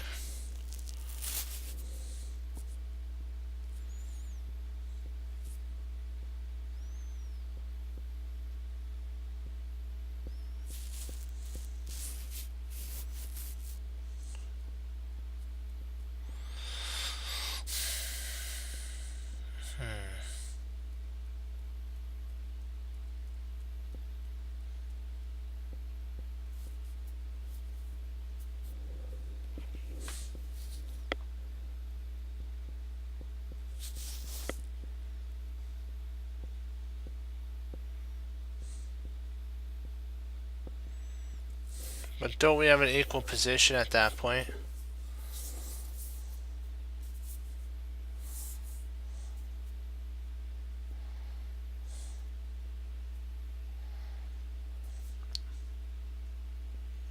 I guess I see what you're saying, because if we try to take here, he'll just move back there, and then we've accomplished nothing. Yeah, I kind of see what you're saying. Yeah, so if he plays here,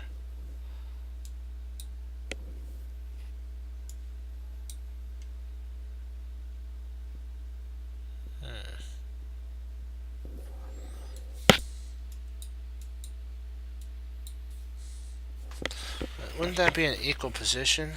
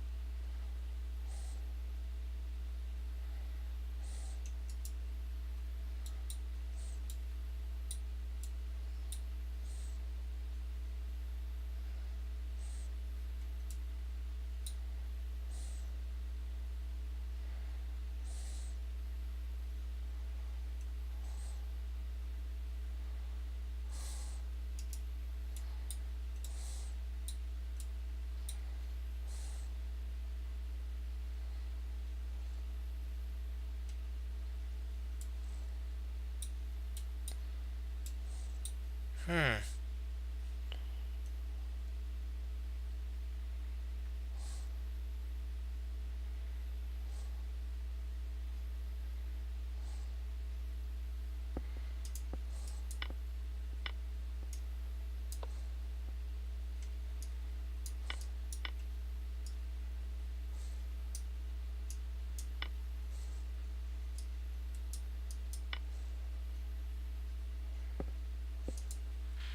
That was an excellent find, Fox. Great job. That was a great find, guys. Yeah. Nice find there. Nice.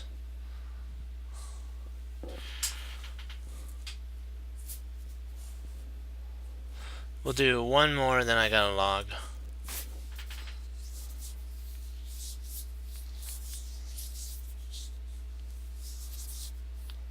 Let me see here.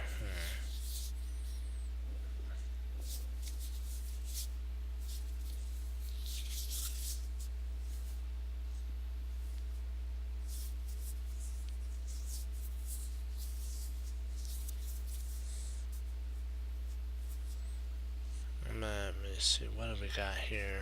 What is the drawback to that move? What is the drawback to that move?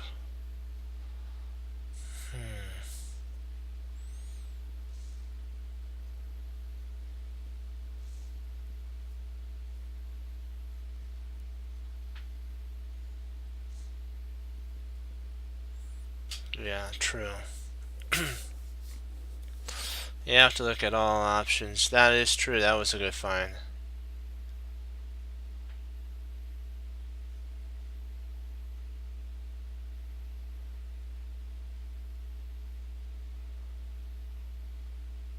Okay, yeah. That should, you should look at all the takes first because that does show you what you need. Exactly.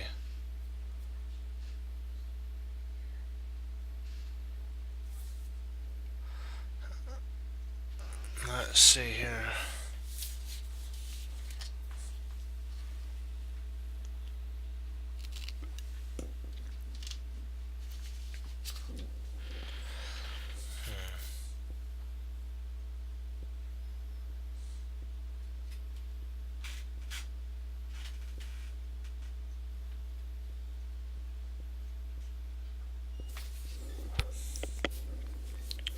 Bishop takes f5. So bishop takes f5.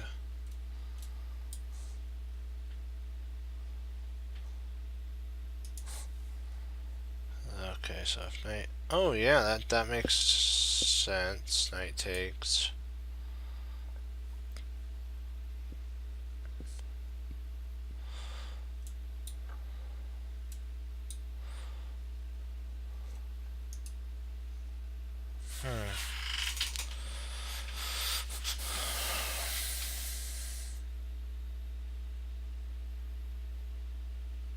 The reason I like bishop. Let me see. Let's see if we do bishop takes, pawn takes.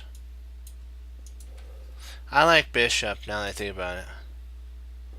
Yeah, because if he does nothing to stop it, guys, let's say he pushes to attack, we can actually take there.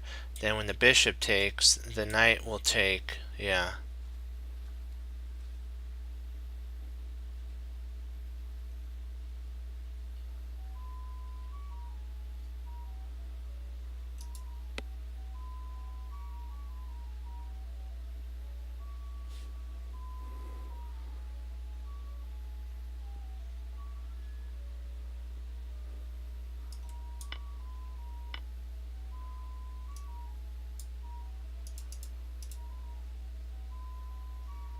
Snap.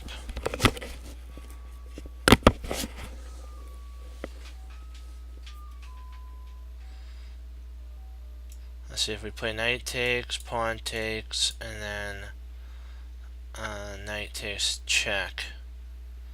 Yeah. Because if takes there, then takes, then king moves, then takes, queen takes, and then takes, and we're up on a whole exchange. Yeah.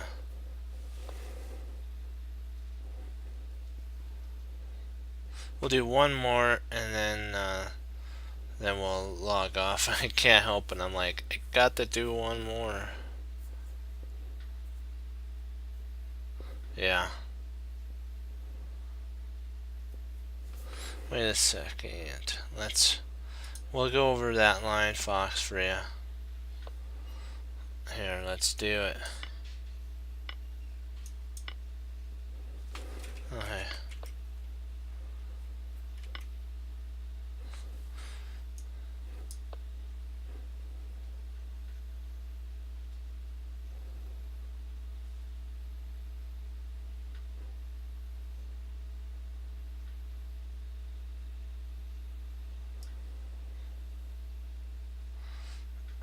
It says that's best.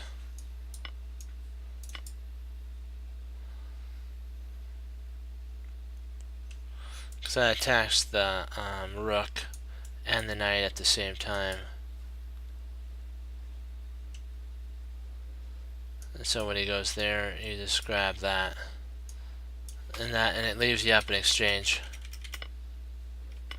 So what you're talking about is that.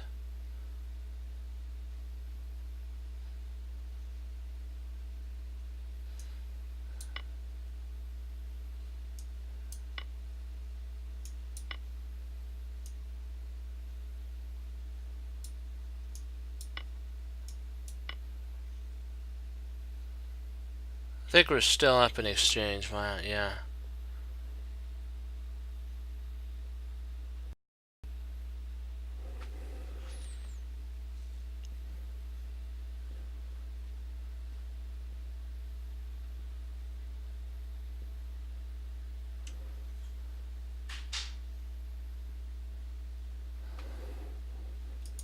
Yeah, so that was a good one. We'll do one more because we got that one right, and we'll finish off on the next one. Let's see here.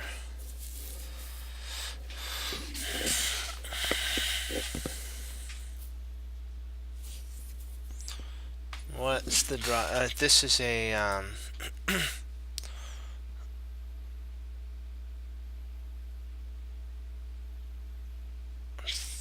thinking that potentially is that an idea? F7.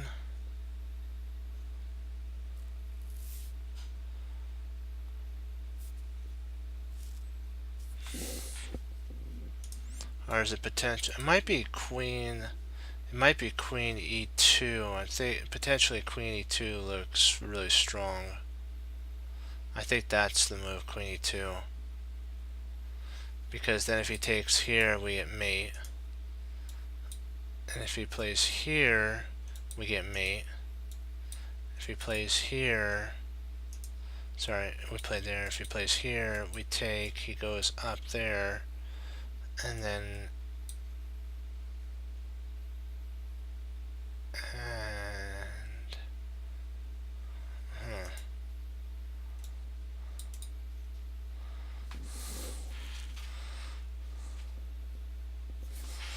the question is,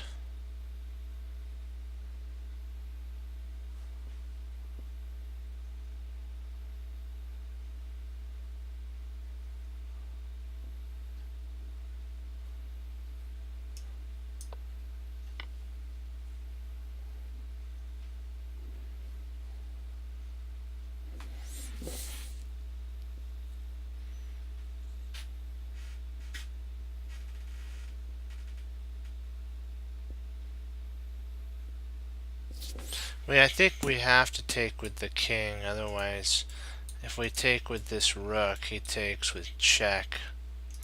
So if king takes, then if rook takes, well, if king takes, queen takes check, we intercept, rook slides up, and we mate.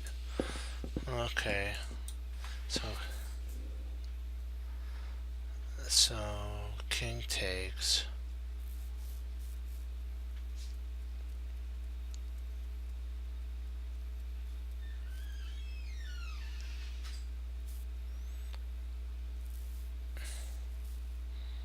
Do we take with the king, guys? I think we take. Is it a king takes, guys? I think it is. I'm trying to see that if he checks here, there, but then he's got check here. Well, we do have that, don't we? At that point.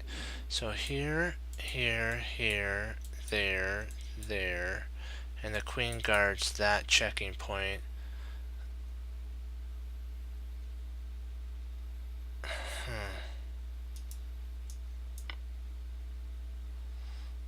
What happens if king? What happens if rook checks? Though we'll end on this one, but I just wanted to, yeah, because you can't do that there because of here, and then if you try to block, he has a check here.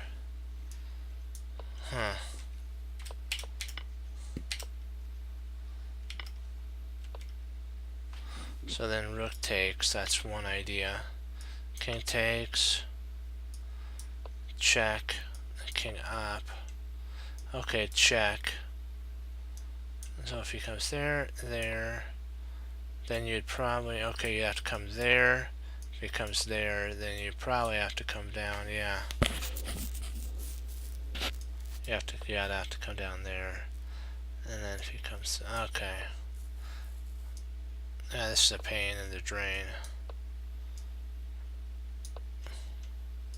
Okay, yeah. So he'd have to come up.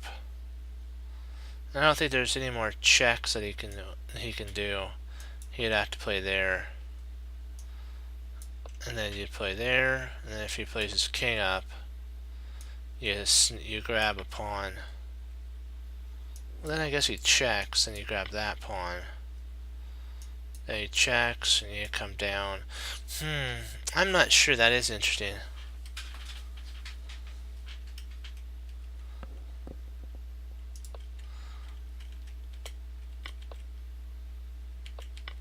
So basically after that, if he comes there, you just come down. And if he checks here, you just bring your rook down. And then there's, if he tries checking, if he takes that, you mate. So he can't take that. He'd have to take here. Then you take there, and he'd have to play all the way up there. And then you have queen takes pawn. And then the rook would kind of have to come back, and he'd kind of defend. It's really a weird sitch, yeah. Okay. Well, guys, do you have any lines you want to go over on this?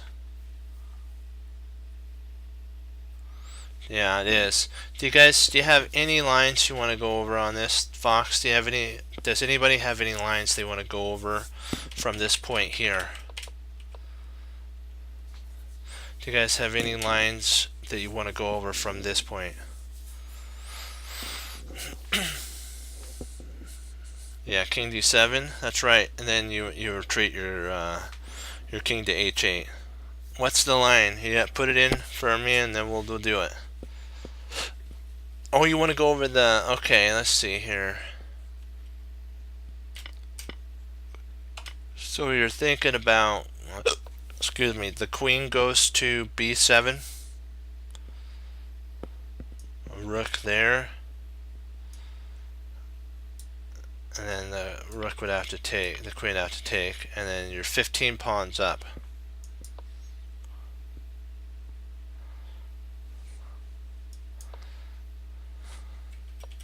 Is that the one of the ideas that you were thinking about?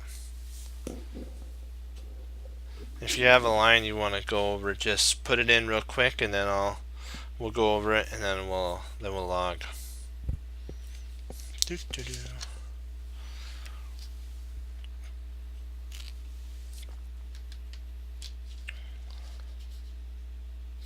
Yeah, it's always tricky. That is true. Well, so if everybody's good, everybody's good.